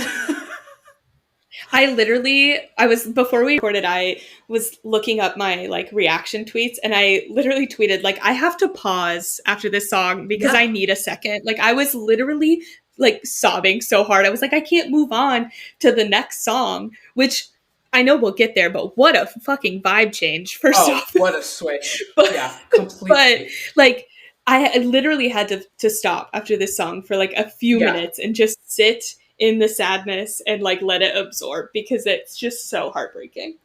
No, I mean, let alone like the switch of the lyrics, like love of my life, loss of my life, like that is just so sad to like see that growth. But the line you wrote, I thought I was better safe than starry-eyed. When I first heard that line, I was like, like, she thought she was better, like rekindling an old flame, like like doing, like playing it safe, doing whatever, than like just the way that I'm like having a moment where I'm like, the way that she writes about her situations and like what she's thinking in the moment, she does it in a way where you're able to really like put yourself in her shoes and be like, oh my God, that's why she was so on board. That's why she was down bad. That's why she buckled up and was like, Yes, I feel like this ready song to is go. like, Like this, it's so much about rekindling like that old flame, like from the past. And like in her past, she was like, I can't do this. I'm so mystified by you, but something yeah, about this feels dangerous, so I have to abandon it. And she's reflecting on that, saying, I thought that that was the right choice, but maybe I was wrong, because now I'm here right. and you're like all I want, basically. Yeah, right. It's there's so many lines. You wrote, oh my God, I just lost my place. Where were we? When you're, The still alive but killing time. yep, still alive at the still alive, killing time at the cemetery, never quite buried. Like, yeah, The relationship itself like sat in a cemetery for so many yeah, years, and it's like it originated in the cemetery, yeah. so it was always It going to was, die, but it wasn't going to get buried until it was dead. yeah, like it had to live its full life, and like they knew they were going to come back to it. They kind of like put a pin in it and they were like, we're going to come back to this one day. Like somehow, whether I'm your wife, whether I'm whatever, like there's that callback she has. And when I forget what the exact line is, but like yeah, like she was like, well, we're going to go back. And it also, like you said, like it started in the cemetery. So like it was doomed. It was always going to be doomed, but it wasn't buried until it was. And then you said I'm the love of your life about a million times, and it lies and it lies and it lies a million little times. Like you say, it's all these lies, these tie-ins from these other songs is so I can't. That one was crazy because it's like you said I'm the love of your life, but she's reflecting on that and Yes, saying that and realizing like, no, you were lying. Like it's it's it's so so good. devastating. And how she says when your impressionist paintings of heaven turned out to be fakes, you showed me colors you know I can't see with anyone else. Yeah, and I can't. Like it's it's I so wish you guys could devastating. see Like us it because we really, just really keep like is. looking at each other and putting our hands on our head because this song is so sad, but so beautifully written that I'm just like, oh my fucking God.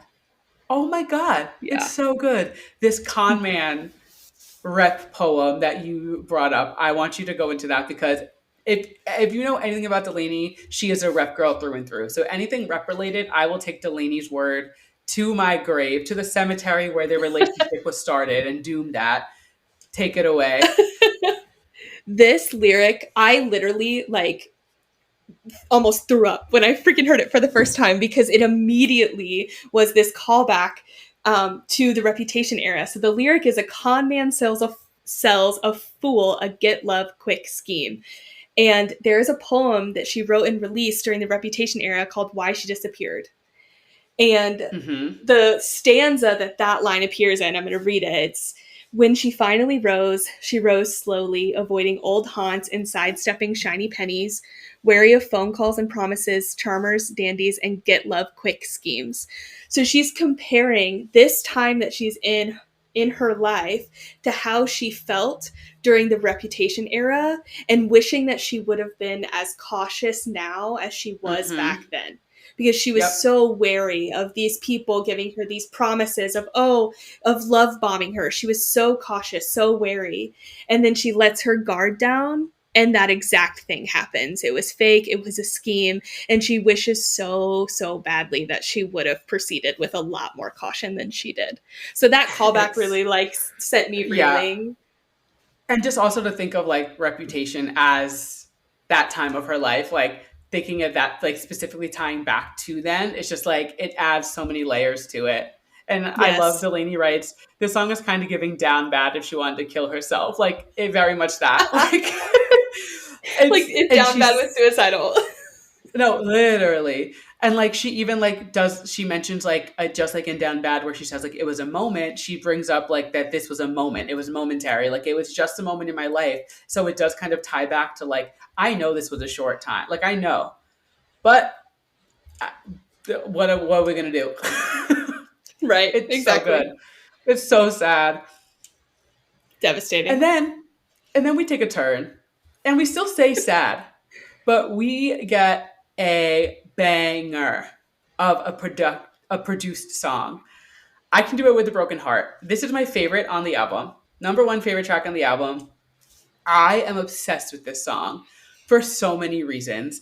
And I mean, sonically, I just, anyone who listens to the podcast, you know, I am such like a pop. I want an upbeat. I want to dance. I want fun. Like that is what I gravitate to. So sonically, the song immediately clicked for me. But then I kept listening and I was like, oh my God, she is singing about her life in the last year, how she was so sad, so depressed, the metronome clicking in her ear, the little in ears as if she's on The in-ear tour. monitors, the 1, 2, 3, 4, giving her the cue of like, wait, oh my god, It's so it's good. genius. It's so And I feel good. like the lyrics, It's I love the genius. fact that this is like such a sad bop because the lyrics against the production, it's like the production is the mask of these really sad lyrics. How the Eras Yeah, tour was the mask over all of these really sad feelings she was having. It's just, oh, right. it's so Literally. perfect. And then even the line where she's like, the crowd was chanting for more.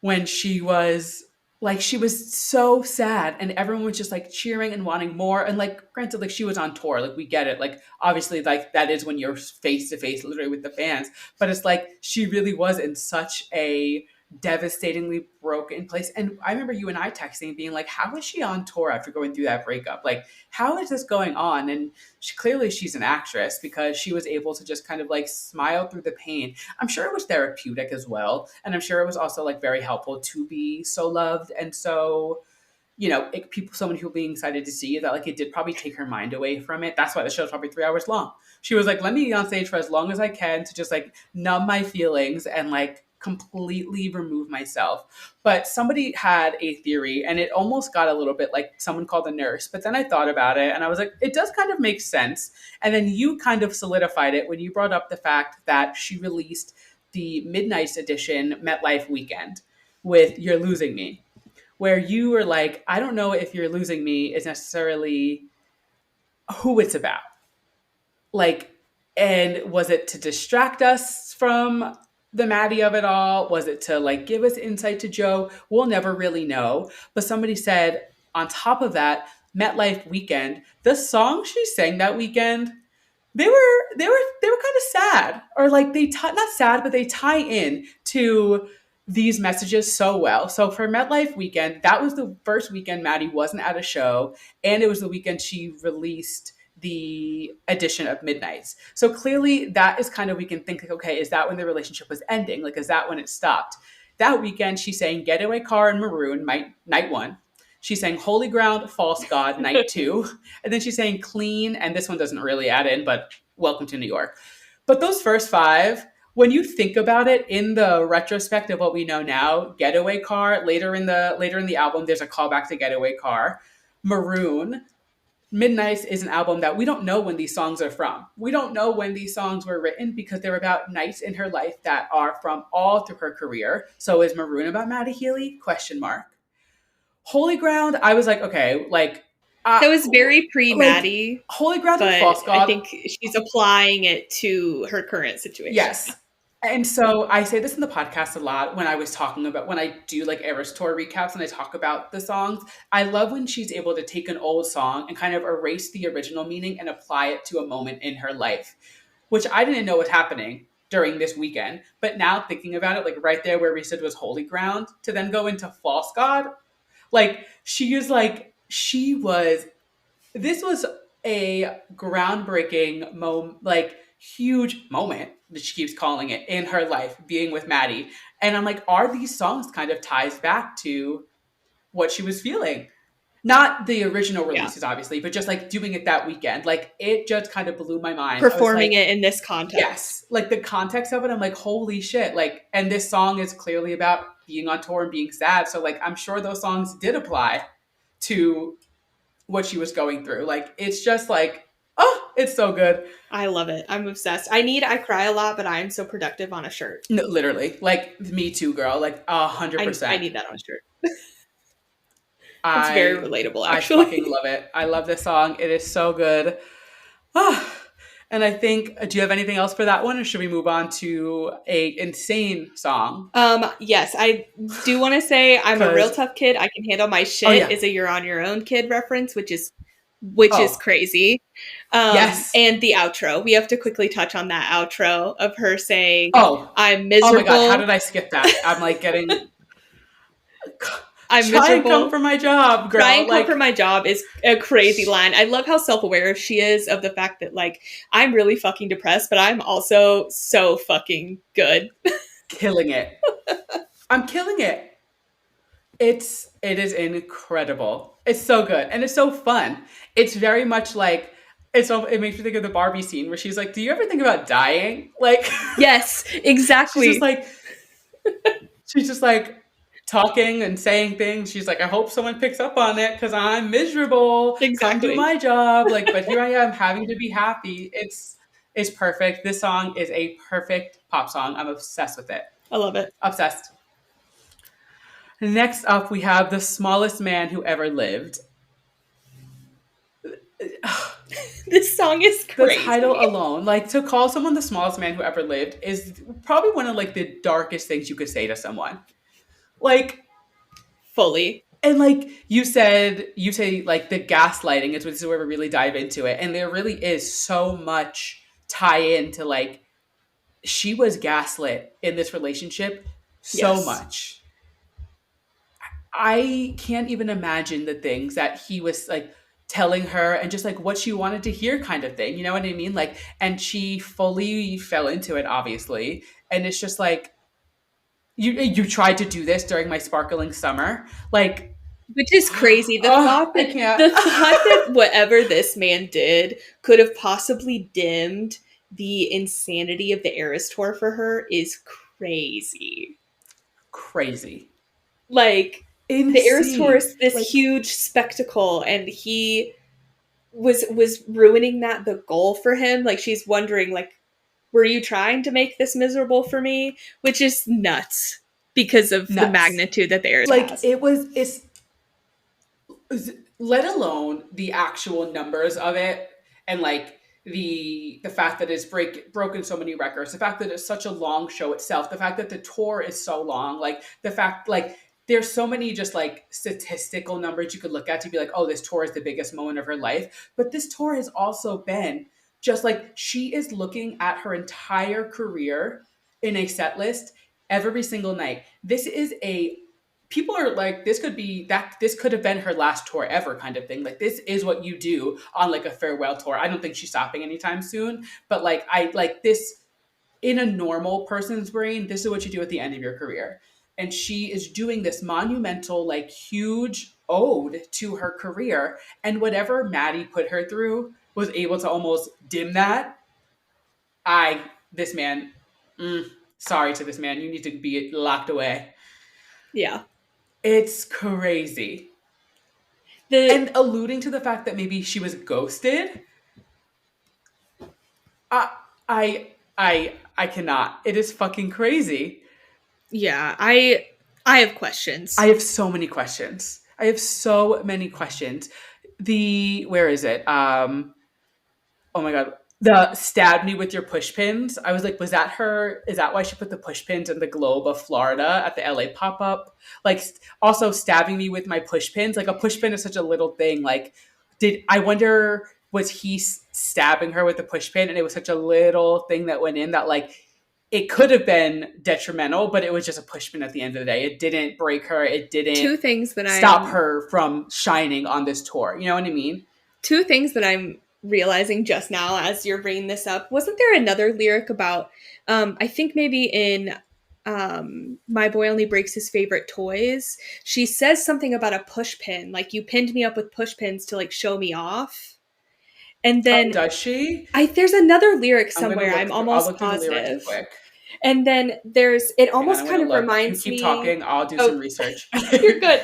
There's a it also kind of reminds me of like a death by a thousand cuts sort of situation. Like you were stabbing me with push pins. Yes. Like yes, they were all like really small, like little cuts, but added together, like this was Right. torture. Like, it was little tiny things that were like sticking her, and like I'll be all right. It's just 1,000 cuts. I don't see the pushpin lyric you were talking about, but knowing this bitch, I'm sure It's she. somewhere on the album. I might have had the I song wrong. the way that she is able to tie things together, yeah.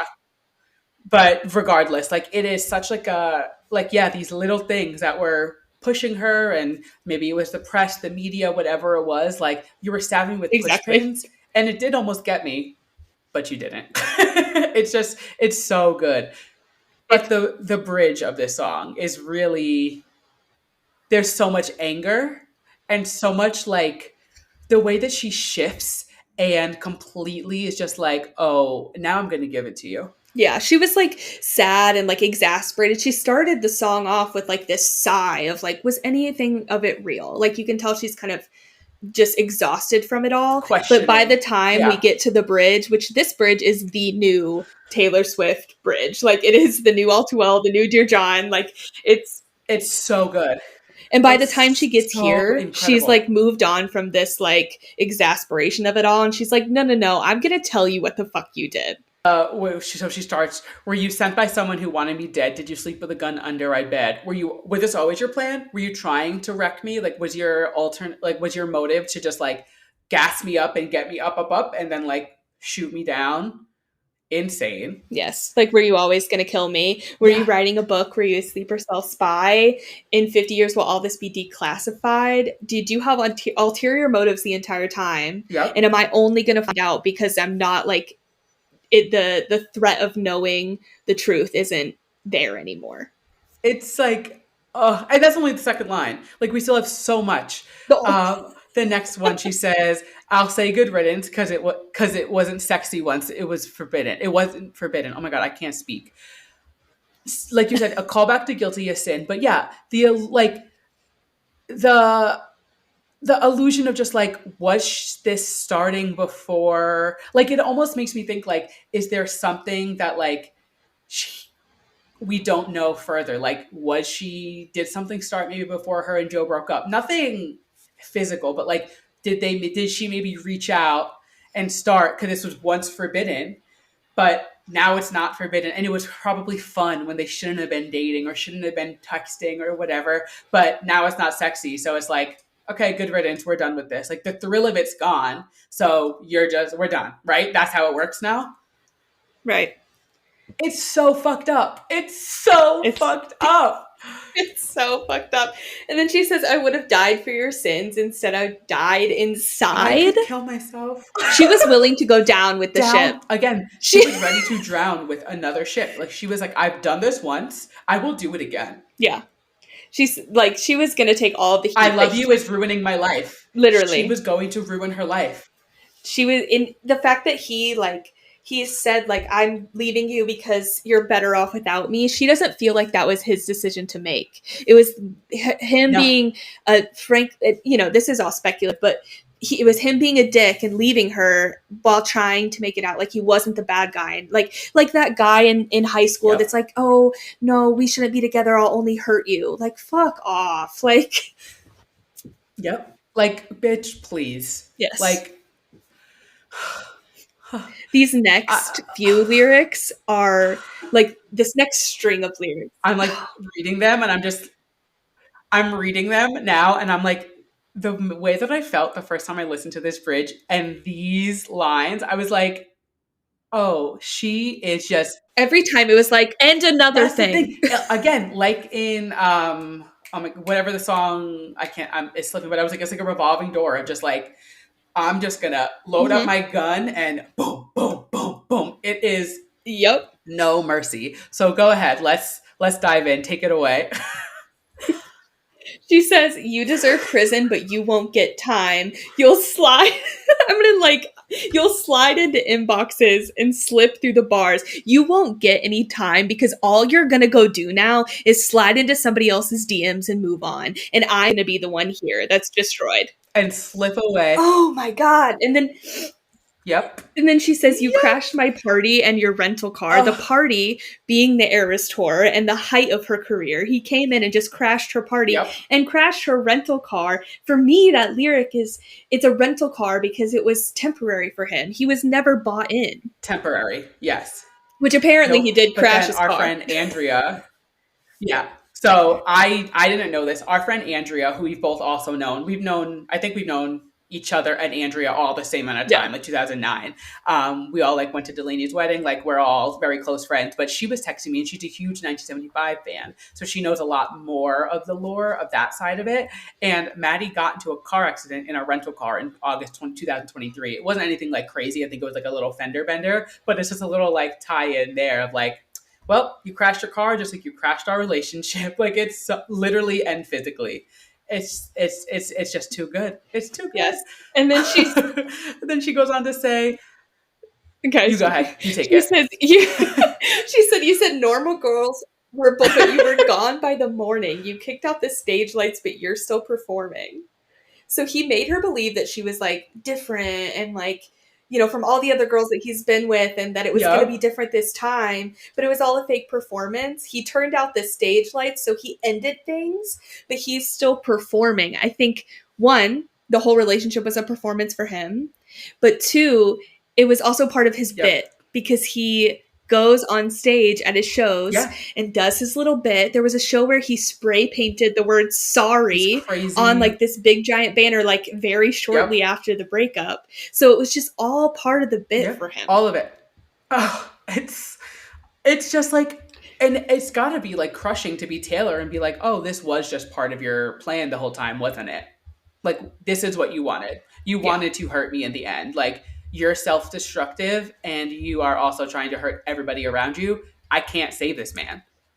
Like, she goes Yeah. on to say, and in plain sight you hid, but you are what you did. Like, you you hit you know, we all know what you did. Like, you said the devil hid it in plain sight. Like, you literally, we know what you did, and you are sitting here just like relishing in it. Like, are you proud of yourself? Like she's literally calling him the devil. Yeah, That's crazy. crazy. And then the but you are what you did is truly so scathing, and then the longtime fans are going to pick up on this, Yeah. but you are what you did is a lyrical parallel to who you are is not what you did from Innocent. So she's saying you're not innocent. You are what you did. You Mm-hmm. did this to me on fucking purpose You had an because it's ulterior part motive of the you. whole time. It's, Oh, it's so good. It's so good. And then she it's ends so the good. bridge with, and I'll forget you, but I'll never forgive the smallest man who ever lived.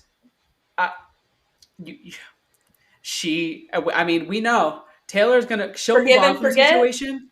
She'll move on from a situation, but she's never gonna forgive you. She's going to Yeah. hold that. And that's just who she is. This song, she was mad as hell. She That said forgive and quill, forget, but not me.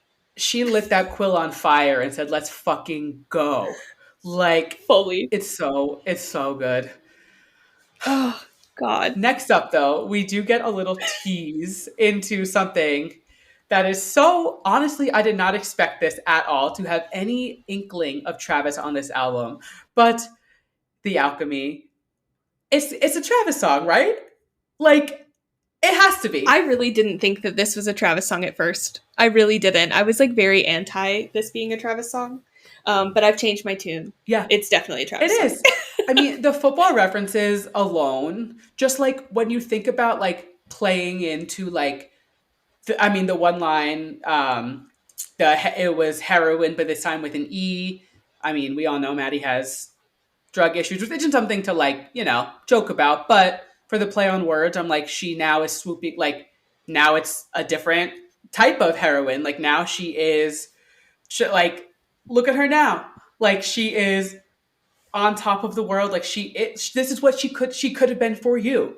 She could have been a heroine for you and saved Yeah, you, but you didn't let her. So now her and Travis are posted up at the Super Bowl. Like, it, truly.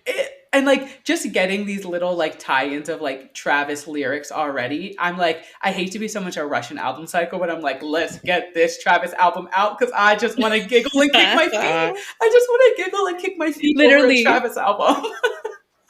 But this song is like yeah, this song is like low key funny. yes, Like it's very it's funny. like all the football references, like calling Maddie a bloke, Yep, like the heroin lyric, like it's all very like kind of like in jest, like a little bit like tongue in cheek. Like right. I love it. And like the whole like like, where's the trophy? He just comes running over to me. It's It's so cute. There's a sign in your heart says it's reserved for me. Travis Kelsey had a friendship bracelet and a dream, and exactly. he ran for it. He Yeah. said, I'm gonna get this girl. And that's what Taylor wants. Like, say what you want about Taylor. Like, have you listened to Fearless?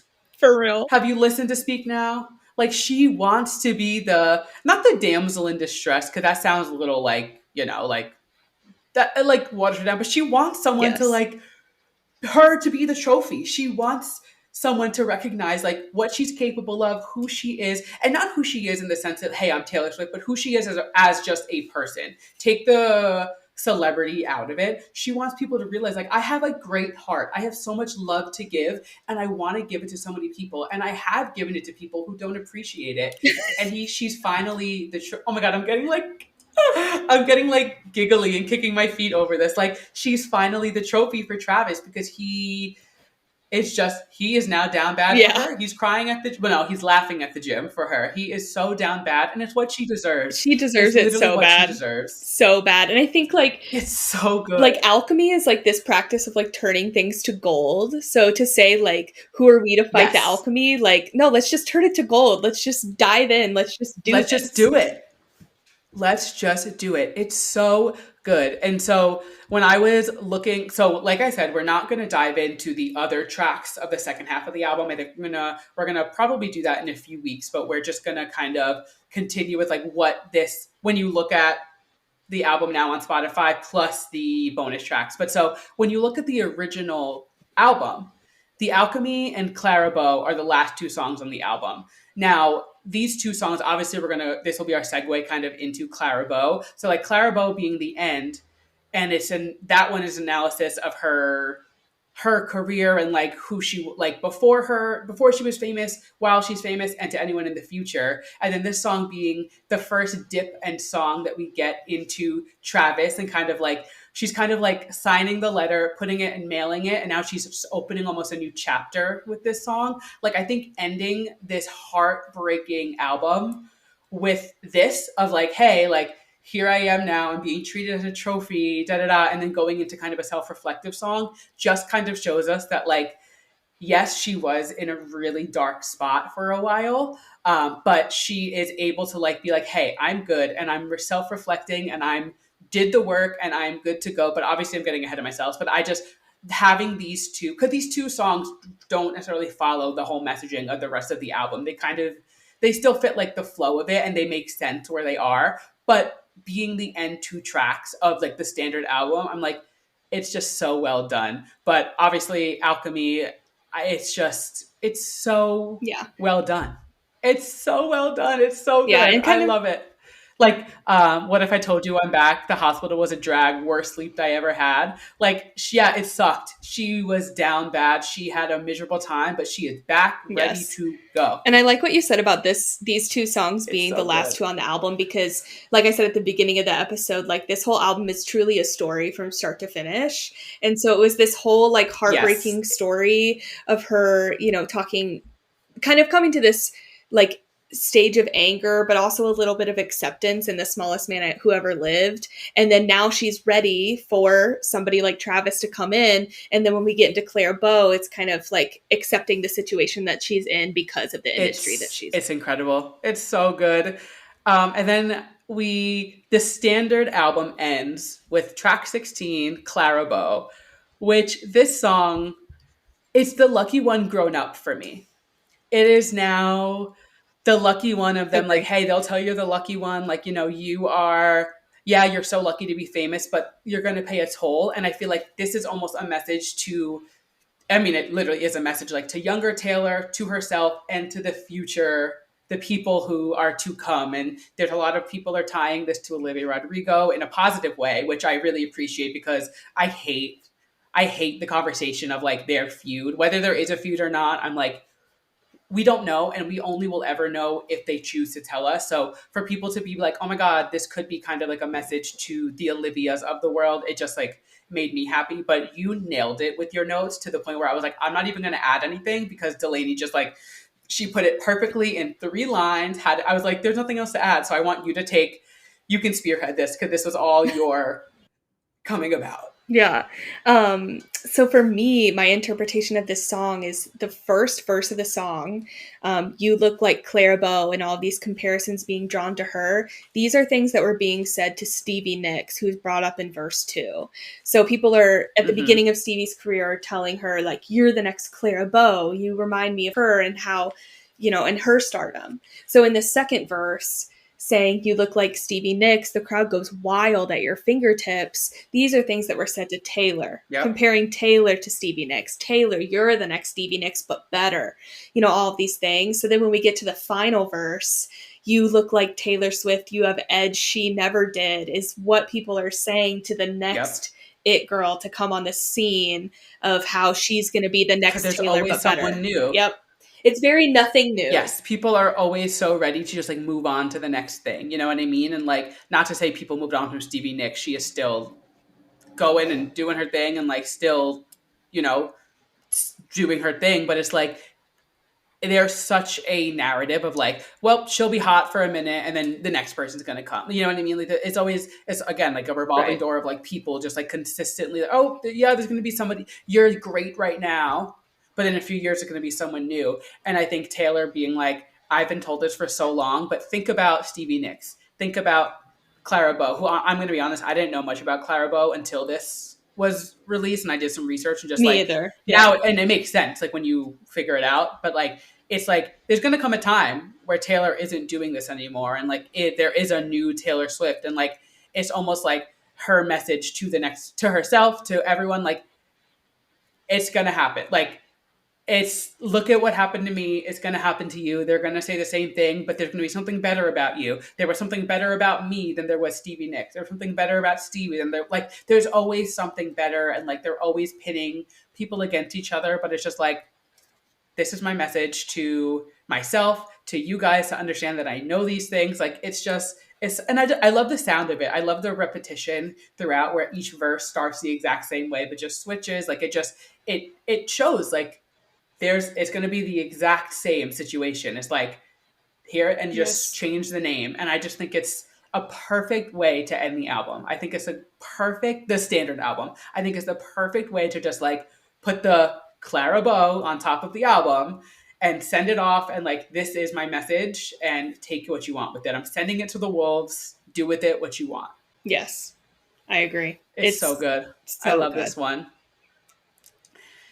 But then we are not done yet because we are going to dive into the bonus tracks from each of the extended, like the variants. So, first up from these bonus tracks is the Black Dog. Now, first and foremost, I need to give kudos to the Black Dog bar that the song is about because their marketing team is on it this weekend. Have you seen Delani? I What they've been haven't seen posting? anything. No. Wait, I need to go They look. so they it's been like a few things, but they posted one thing and they were like when Taylor Swift mentioned your bar in a song and you don't know how to act, and it was like all the staff being like super excited, and then they put a line from the song in her handwriting, I guess from like the album notes. They like put it in the window. Like they are fully That's genius. genius. They are fully in it, and I'm obsessed. So kudos to whoever at the Black Dog is doing their homework and on it because so good.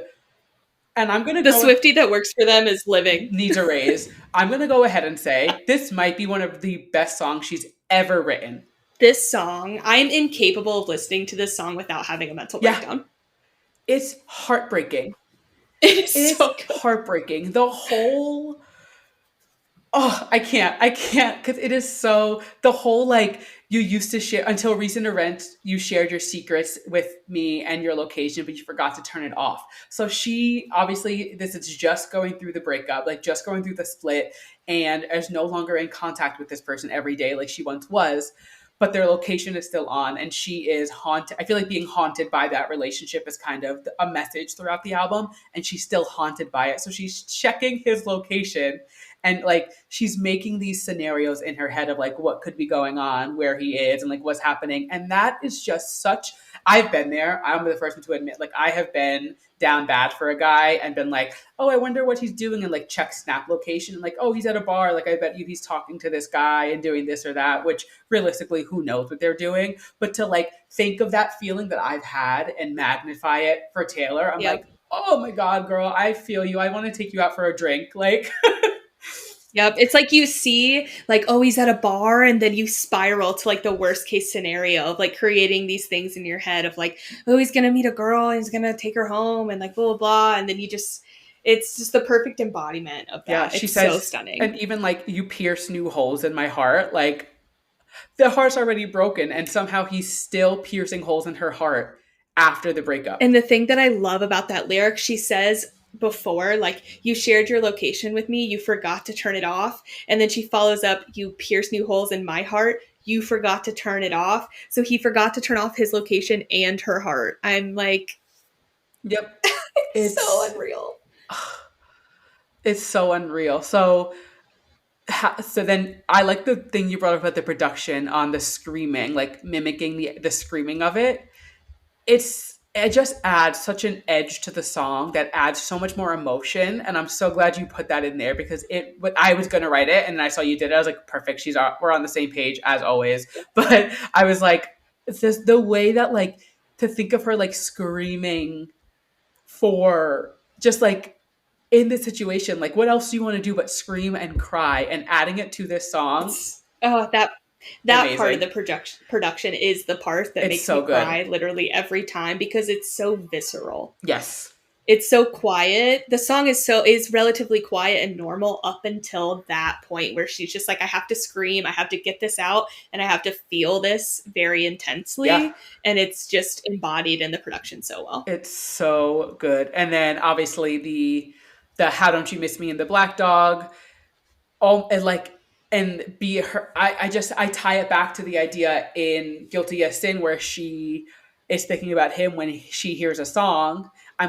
I'm just thinking like, oh, is she wondering like, oh, is a song going to come on at the bar that makes you think of me, or are you too wrapped up in your new girl where you're at the Black Dog where we used to go, like, are you even thinking about me when you're in our old spot? Because I think about you every time I hear this song, or every time I do this, or every time I do that. Just such a great way to Yes. like you said, where is it, to How You Don't Miss Me in the Shower. Like she misses him in every aspect. Like there is in every single way that she can miss somebody, she is, and he is fine doing it, living life, going on. Like it's beautifully written. This is the writing on this song Yeah. alone is so incredibly well done. I love it. Yes. The lyricism, it's like, this is probably my second favorite song on the album because it's like, Yeah. How You Don't Miss Me in the Black Dog. Are you even going to notice when that song comes on and the girl that you're with doesn't know it? Are you going to realize that I knew that song? Are you even going to be thinking about me Yep. in that moment? Because I would be, Yeah. Right. but you're But not. you're not. So oh my god, it's so good. Another thing, just a theme with me. I brought it up earlier this episode too, where I love the way she writes about time. She says 6 weeks of breathing clean air. I still miss the smoke. You said it's such a poetic way to talk about the passage of time. She writes about time. I think the way that she puts a time frame into perspective is one of my favorite subcategories of Taylor Swift lyrics. I love the way she writes about time passing. It is so well done. Mm-hmm. It's It's always so poetic. She finds new ways to frame the passage of yeah, time and tie it to these other things that she's experiencing. Like it's so it's well done. so well done. This next line you had some notes on, and now I want to sell my house. Do you want to dive into that one? Yeah, she says, so now I want to sell my house and set fire to all my clothes and hire a priest to exorcise my demons. She wants to forget everything that she had before him. And this is now the second time she's called this man the devil, Yep. which is crazy. It's It's the imagery. It's just yeah. crazy. She's really able to like give us a way to be like, oh, it's not just like, oh, I'm mad at him. Like, I want this man to never even come across my desk again. I don't want to hear his name. I don't want to think about him. I want nothing to do with this devil man. Like, Yeah. we get the message, girl. We get the message loud and clear. You hate him. And we get it. You should. Yes. Yes. And how the lyric in the song goes from the magic fabric of our Yep. dreaming to the To the tragic tragic. fabric. It's like what you just said, like, it was magic and now it's tragic because of It's everything that very he much caused. it's very much love of my life, loss of my life. Like it's that Yes. switch, the way that she'll switch lyrics is so it's obviously intentional, and the way that she does it in a way that is so it's almost like so quick. If you aren't really listening, you won't catch it. But when you do catch it, you're like, Yes. oh my god! Like it just like it stabs that push pin in a little bit deeper because you're like, oh my Yes. god! Like it really can go. It's like day and night. Like it can be great one week, and then the next it is shit. And it's such a great way to do it. I Yep. love this song. It's so good. Yes, and how at the It's very so end good. she whispers the word screaming in direct contrast with the way Yep. screaming has been presented to us every other time in the song. And then she whispers it It at the just again end. it It's kind of going from that stage of grief from anger into the depression stage. And it's just, Yeah, and it almost again it shows us it gives us like a sense of time. She's like, yes. I've grown with it. I'm getting through it. This is me getting through it and what I'm thinking. And by the end of it, she like builds all this anger and rage up. She's like, yep, this is it. Like this is how, it's a tale as old as time. It's like the five stages of grief. You know what I mean? It's so she does it in such a perfect way. Yes, it's so good. It's so This is good. one of my It's favorite so songs of good. hers ever. It's probably in my Yeah. top 10 all time. This is lyrically, this is one of my favorites of hers. Yeah, It's so well done. so well done. So after this heartbreaking story and song, one of her best written songs, I think, she's put out, we move on to the next bonus track, which is The Albatross, which Delani says it perfect, not to go full English teacher here, but we have to. And I remember when she announced this variant that I went English teacher on the podcast as well, because I was like, no one's going to understand what this is unless you deep dive into it. And I'm so glad that you and I are the way we are and are able to dive into it. Yes. This song was so confusing to me at first. I literally said to Casey and Megan, I was like, I need someone to explain the albatross to me like I'm 5. And so I finally did Yes, I exactly. did a deep dive on the albatross and the symbolism behind an albatross and everything. And I was reading a Wikipedia article about a fucking bird to dissect a Taylor Swift song, but I mean, Yeah. I wouldn't have it any other way, to be honest. Sometimes, right. So would you like to explain to the class the albatross as if somebody who was 5? Sure.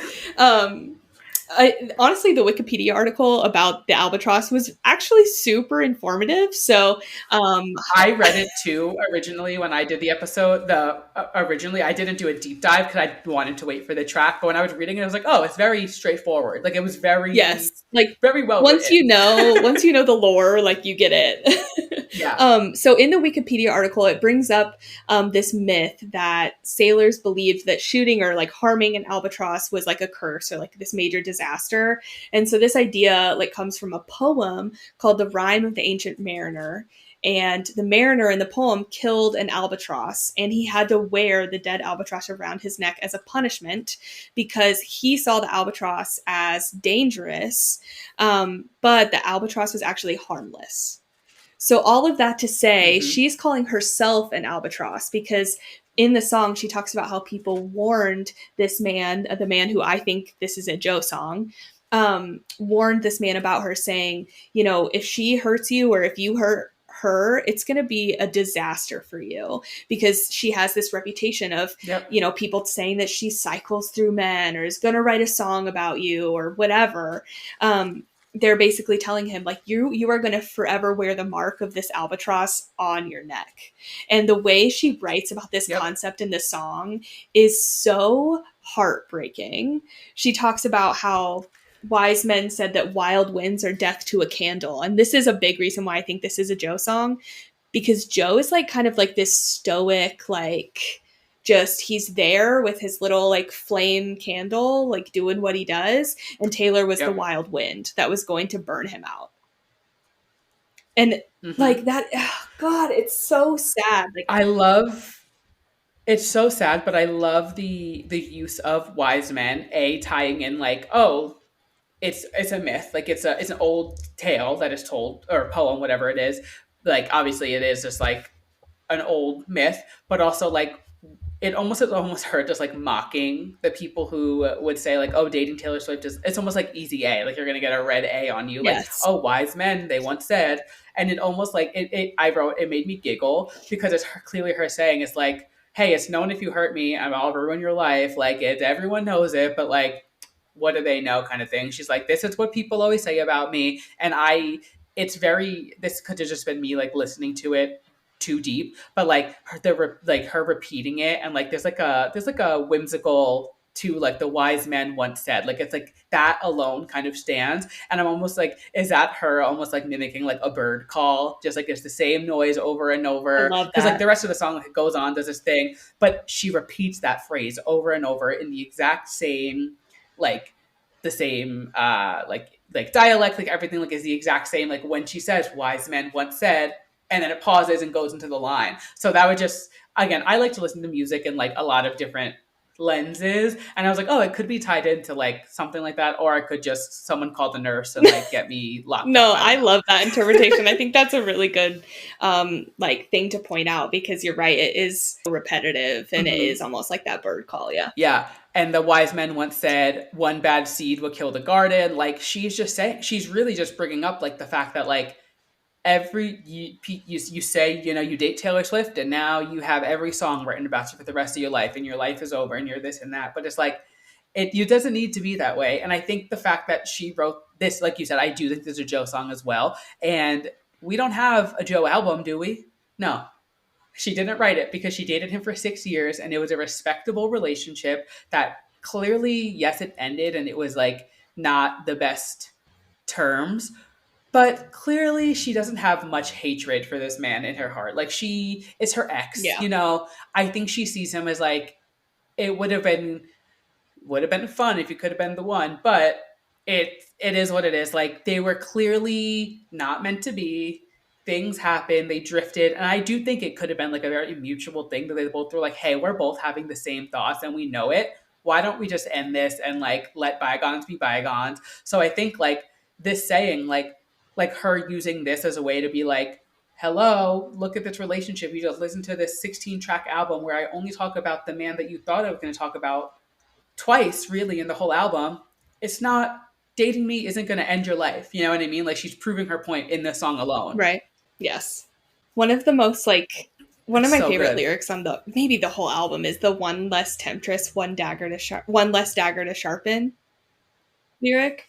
Yeah. And it's like if the people It, saying these things about her can at least kill her, then that's just one less woman that they have to worry about. yeah. Right. It's like, I think it's this like really large overarching thing of like these people hate women. They're going to say this about whoever, and if they can kill me, like it's like she's like the final boss of it. right. Like, Yeah. you know, if they can kill me, then They'll have one like, less thing to worry about, yeah. one less dagger to sharpen. Yeah. It's so, I love it. Yes. Um, the one lyric that I wanted to point out, you have some other notes, so we can dive into all of those. But just she says, I'm the life you chose, all this terrible danger. She's literally like, you chose me. Here's all this terrible danger you're going to get. Like, you knew what, you know, there's almost like a joke of like, hey, dating Taylor Swift is going to come with, it's like you get like a pamphlet. Like, they mail you like a pamphlet, like an acceptance letter, and it's signed by like Joe Jonas, like every, you know, the good exes. They're like, hey, here's what to expect. But it's like, that's not the case. Like, it's just the way that the media has sharpened their daggers towards me and like made me out to be. Like, it's not, doesn't have to be that way. You know what I mean? Just like, don't do me wrong, treat me with respect, and we'll be good. Yes. I think one of the other like favorite lyrics that I have is, and when that sky rains fire on you and you're persona non grata, I'll tell you how I've been there too and that none of it matters.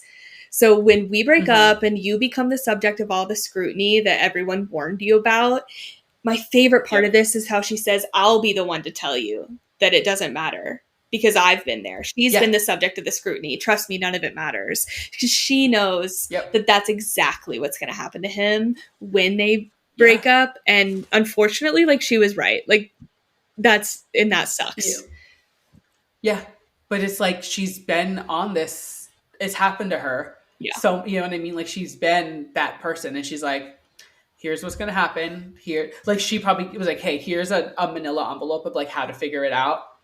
You'll be all right. Like, yeah, literally. Like, oh, it's so good. I love this one. I think it was, she's done this her whole career and it always pissed me off, but it just like, it almost deepens that relationship with the fans of like some of her best writing and songs are always on bonus tracks. Yes. And it almost is like she wants people to like really do the research and do the work. Like, I think about like the Red bonus tracks and like the 1999, like, I mean, like New Romantics alone is like some of my favorite, just like her wordplay on it is so good. Like, there's so much more that you learn in the bonus tracks. And it's like, I wish she would let everybody know. I mean, now I feel like everyone listens to everything because they've realized, but like, remember back in the day when people like wouldn't know some of the songs and you're like, but you have to get the full story from these 4 bonus tracks. Like, there was so much more, like, even like with Red, did we get, Speak Now had bonus tracks too. They had the Target edition. There was the extra tracks on that, like Fearless Platinum. Like, there's so many tracks that like there's so much more, and she really, I feel like, gets like really scathing, not scathing in a bad way, but just really deep with the bonus tracks, because she knows that like only real fans are going to listen to them and pay attention, you know what I Yes, mean? I agree.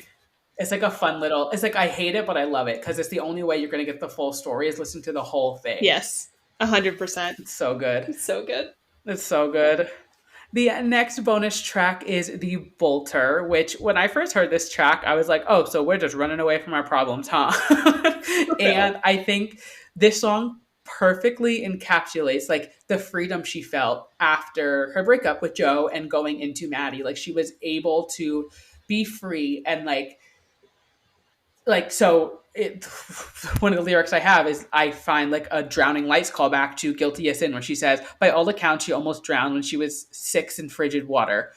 And then I think like 6 years in the relationship. Obviously, this is more of a tie of like drowning as a child, but I'm like, is that 6? You know, just a note there. And the drowning, like, is that calling back to Drowning Lights, the song that is featured or sampled on the 1975 song? Like, there's so many little ways to tie it together. But something, and I mentioned this earlier, where she says, it started with a kiss. Oh, we must stop meeting like this. But it always ends up with a town car speeding.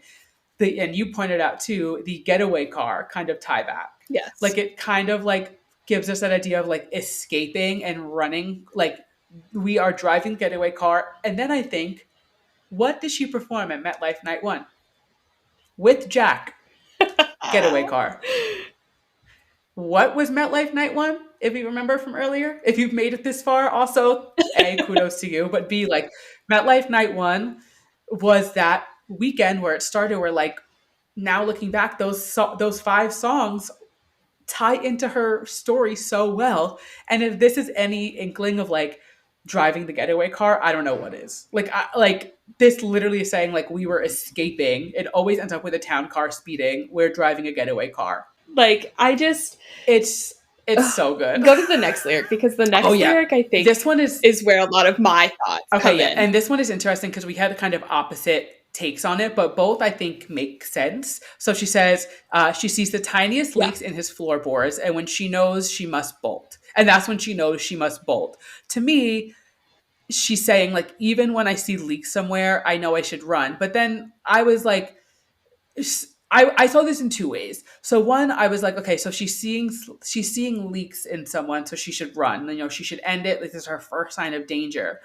because she thinks she can fix them, so she stays. But then I think like she was in her relationship with Joe for so long that like all the leaks that she saw there, she like didn't run from. Like I had some trouble digesting this one, so I'm excited for you to kind of chat about it too, so we can kind of come to a consensus. Because I was like, I see multiple ways, but I was just like, wait, what are we saying here? Yes, there are like, I think, so many like valid interpretations of this song. The one that I like saw, especially from the leaks in the floorboard lyric, is, to me, she's saying she's found the tiniest leak that was actually probably kind of fixable, but she was like, nah, I'm just gonna dip. I'm a bolter by nature. I'm running from my problems.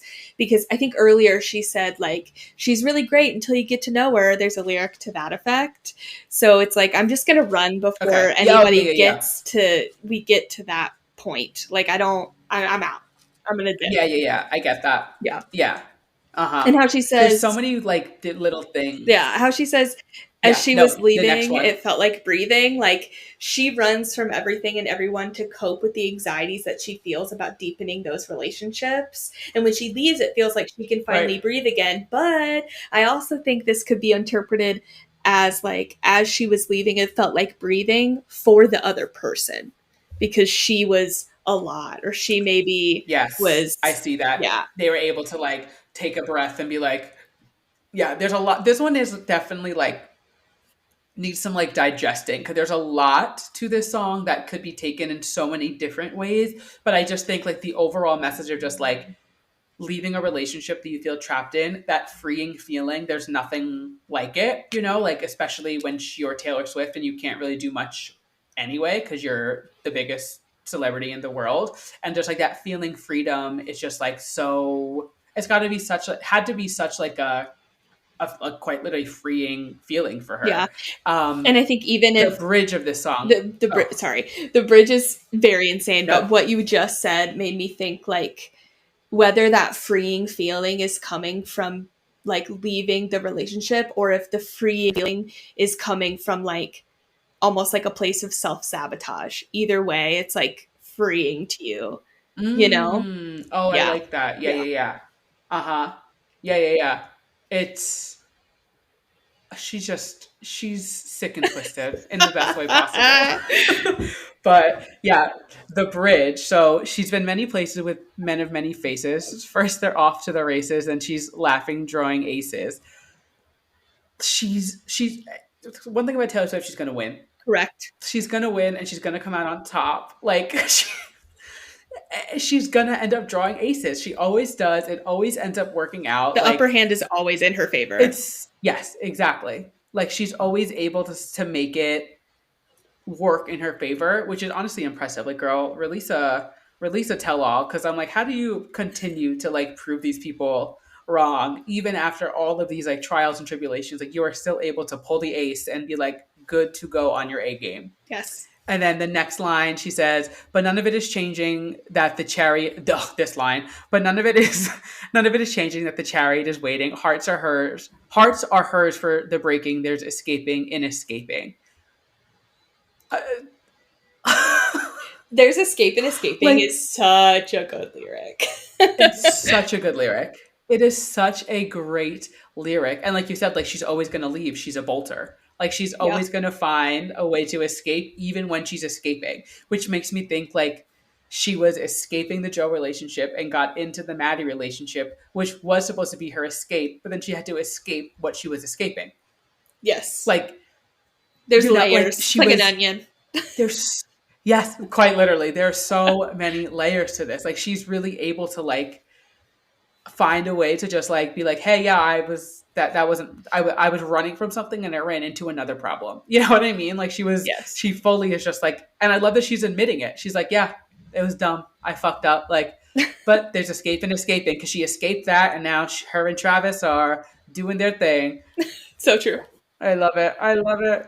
And then I say, felt like this time she fell through the ice and then came out alive. She's dealt with heartbreak before. I mean, now hopefully she won't do it again because I don't want her and Travis to ever break up because I think that would be endgame for everyone.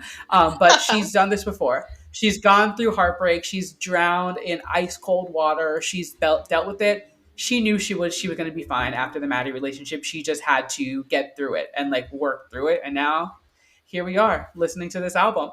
Truly. She'll be good. Either way. Yeah, she'll be fine. And then the final track of the original. There's so many different ways to talk about this album because there's so many. So the final bonus track of the original 4 bonus tracks before she released 15 additional bonus tracks. Crazy. She's so crazy. Just yeah. Is the manuscript. And this is actually the final track of the entire album. So it's the last song of the 31 track album, but it's also the standard pressing of the album. So when you buy the vinyl, when you buy the CD, and the standard cover, the first one she announced was the manuscript, which again, if you listen to the regular podcast, you know that I love to look at the way an artist puts an album together and how they release things, whether it's a single, whether it's an announcement. I talked about it with Cowboy Carter, how releasing Texas Hold'em 16 Carriages was genius. It was such a smart way to announce it. And I think the fact that Taylor used the manuscript as the lead bonus track and the lead variant makes so much sense because ending the album with this, it's so important. She is saying like, hey, my story is not just my story anymore. I am giving it to these people. She's looking back at this whole body of work, the way that she just spilled her guts to all of us for all of these tracks, even the additional 15. Like, this is the end song of every single version of this album. And I think it's perfect. It is such a good way to wrap up what she just told us. Yes, I completely agree. Like, I feel like this is the one. This song is very deep. The song is high key very sad. So No. I feel like this is the one. She Yes. obviously, it's a bonus track, so like you kind of said before, not everybody gets super into those, but this, because it's the one that she announced and put on the standard version, this is the one that she wanted people to hear the This is the most. one that most people are going to hear. This I would argue that the Yes. manuscript is probably the best selling of the variants because it was the first one to go up. It's the one that most stores Yeah. got, and a lot of people do opt for the standard cover, like collectors. So like I'm sure people. I mean, it's trust me, they're all selling fine. No worries there. But I would say like the manuscript, she knew was going to be the most popular one because of all of those things I just said. So this was very intentional to Correct. include it. And I love the way that she just encapsulates her career, her this album, everything into the song, looking back at it, and it's just like, hey, it's not my story anymore. It's yours. I'm rereading the manuscript. I've looked it over. Like, this is no longer my story. I'm setting it into the world. Yes, and I love looking at this song through the lens of her coming back through her body of work, but also through the lens of kind of like the Eras tour Yeah, totally. and her reliving all of those. Yeah, that And time I of her bring it life. up a little bit later. Yes, I bring it up a little bit later, like, but the story isn't mine anymore. Like she does a speech on the Eras tour every night before Lover that these songs may once have been about her own life, but she hopes that when you hear them, you think about yourself and your life and, you know, you being at the show or, Yep. you know, whatever. I hope she wants people now to like take these stories Yeah, for their own you're because right. they're not mine anymore. She's released them for the world to interpret the way that they will. And again, I'm kind of jumping as well in my notes, but I think the song is a perfect way that she's obviously the shit that happened to her was sad. She's devastated, but she's okay now. And she is happy that they happened. I think she had to kind of go through those motions and those feelings and that heartbreak over Maddie to really be like, oh my God, like I ran into something that I wasn't ready for. And then Travis came along. That was something she didn't even know was an option. You know, like that kind of came out of nowhere. And it ended up being something obvious. I'm sure like the Travis album is going to say so much about how that just kind of like she was fine, like healed her almost. I hate to say that because I hate to be like, oh, a man helped her. But like, I think that their relationship is one of the deeper ones that she's had because I do think that like they are also best friends in a sense. Like I think though they are so what we know of them, like you would never put them together. And I think like what their differences complement each other, like where they're both obviously like Travis is silly, like he's a goofball, like he is whatever. And and Taylor likes to have fun too, but like she's lived her career so much more seriously and like this or that, whatever. I think like knowing now that like they are together and like where they are different kind of complements each other. She's like, I had to go through discovering myself again and being single after this like crazy relationship I was just in for 6 years, then this crazy relationship that I was in for a few months that royally destroyed me. And then I just found this guy who was just like waiting in the sidelines almost. Like it's such like a great way to just like fully encapsulate what she went through and what she's about to endeavor on, whatever her and Travis end up doing. You know what I mean? Yeah, I love that.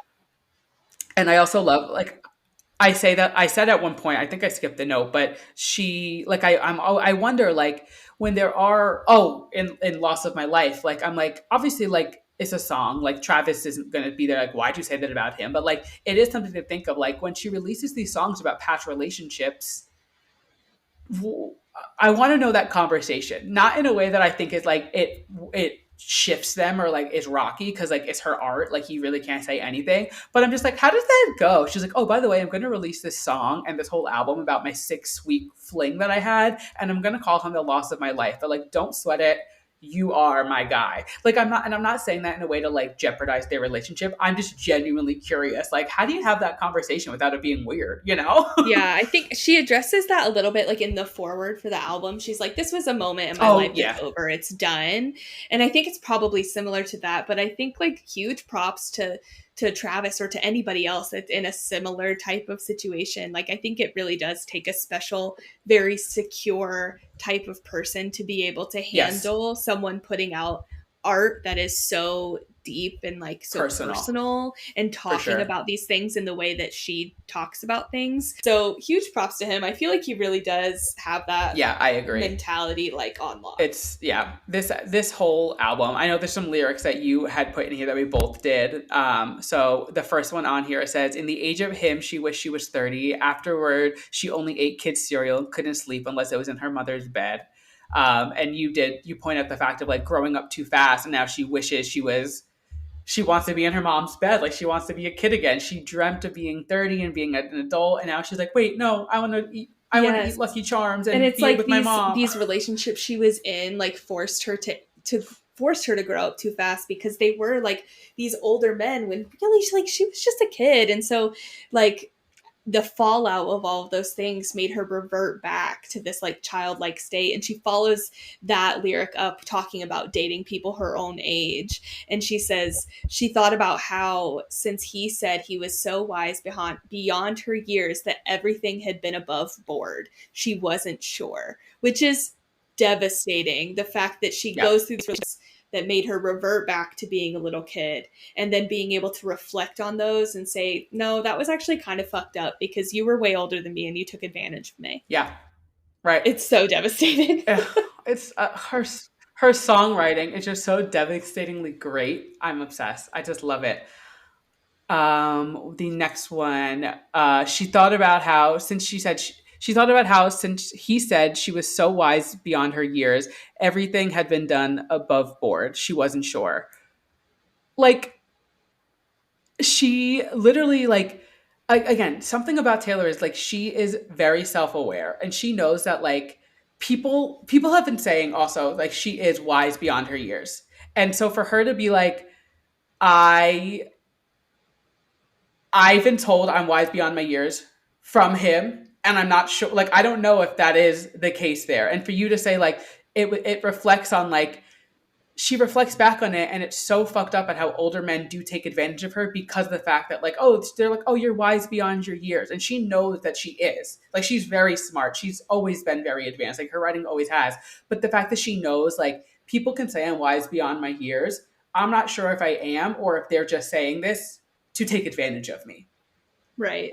It's, oh God. It just, It's it's really it's like the most incredible. heartbreaking realization to come to, Yeah, you know, like to look back on it and realize like, oh, maybe I had some rose colored glasses on because now I'm looking back on this and thinking like, right. I don't think that this was It's so right. good. And like I said, there is another line where she talks about how the professor said write what you know, but the only way to move forward is to look backward. That's like the whole message of the song. Like it's like you have to write about what you know and get it out. This is her therapy. This is the way that she comes to terms with things. You know what I mean? So she's able to really like she has to write it. She has to get it out. That's the only way she's able to look Yeah, forward. I feel like that whole lyric too is almost kind of like a callback to Midnights. I wonder if like when writing Midnights, she was revisiting some emotions about certain situations that she felt like she couldn't really let go of.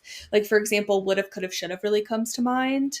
And so she had to like Yeah. revisit those emotions about that experience and rewrite about it and put it out on Midnights to truly be able to take that emotion and release it. Right. Yeah. Totally. And then you had some notes for these other lyrics. Do you want to run through those ones Yeah, quick? she says, and at last she knew what all the agony had been for. So again, just talking about all the things that she's been through, but finding the positive in everything and being able to share that art with the world. And then just kind of going back to, but the story isn't mine anymore, I think is like the most beautiful way to close it out Right.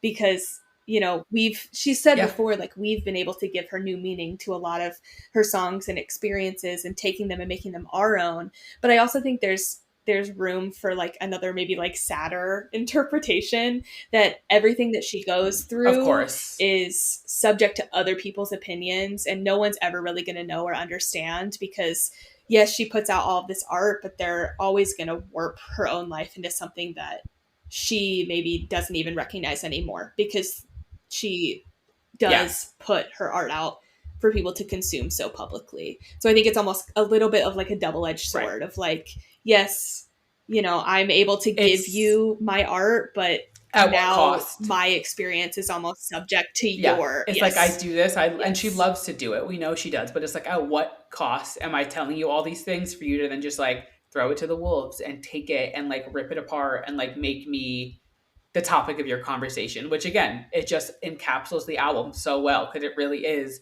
her whole career, but especially I feel like these few months, it was such a topic of conversation for everyone to just like, it was like throwing darts at her over this Yeah. Maddie relationship and what was going on. Perfect ending. And with that, we have made it to the end of the album. I mean, we have been chatting, yapping for 3 hours now. I did not think we were going to go this long. I'm not mad at all because there was so much to say. And I think anyone who listens to this and like, when I do these bonus episodes, like I don't expect everyone to listen to them because it really is for fans who want to kind of get the breakdown. But I think everyone listening understands why this had to be so long because there's this album has so Yes. much to it. You know what I mean? Like there's so much into this album and our overall thoughts. I mean, I was not expecting to learn so much about Maddie Healy. I was not expecting to learn so much about that relationship at all. I honestly didn't even he didn't even cross my mind on people that could be on this album, to be honest.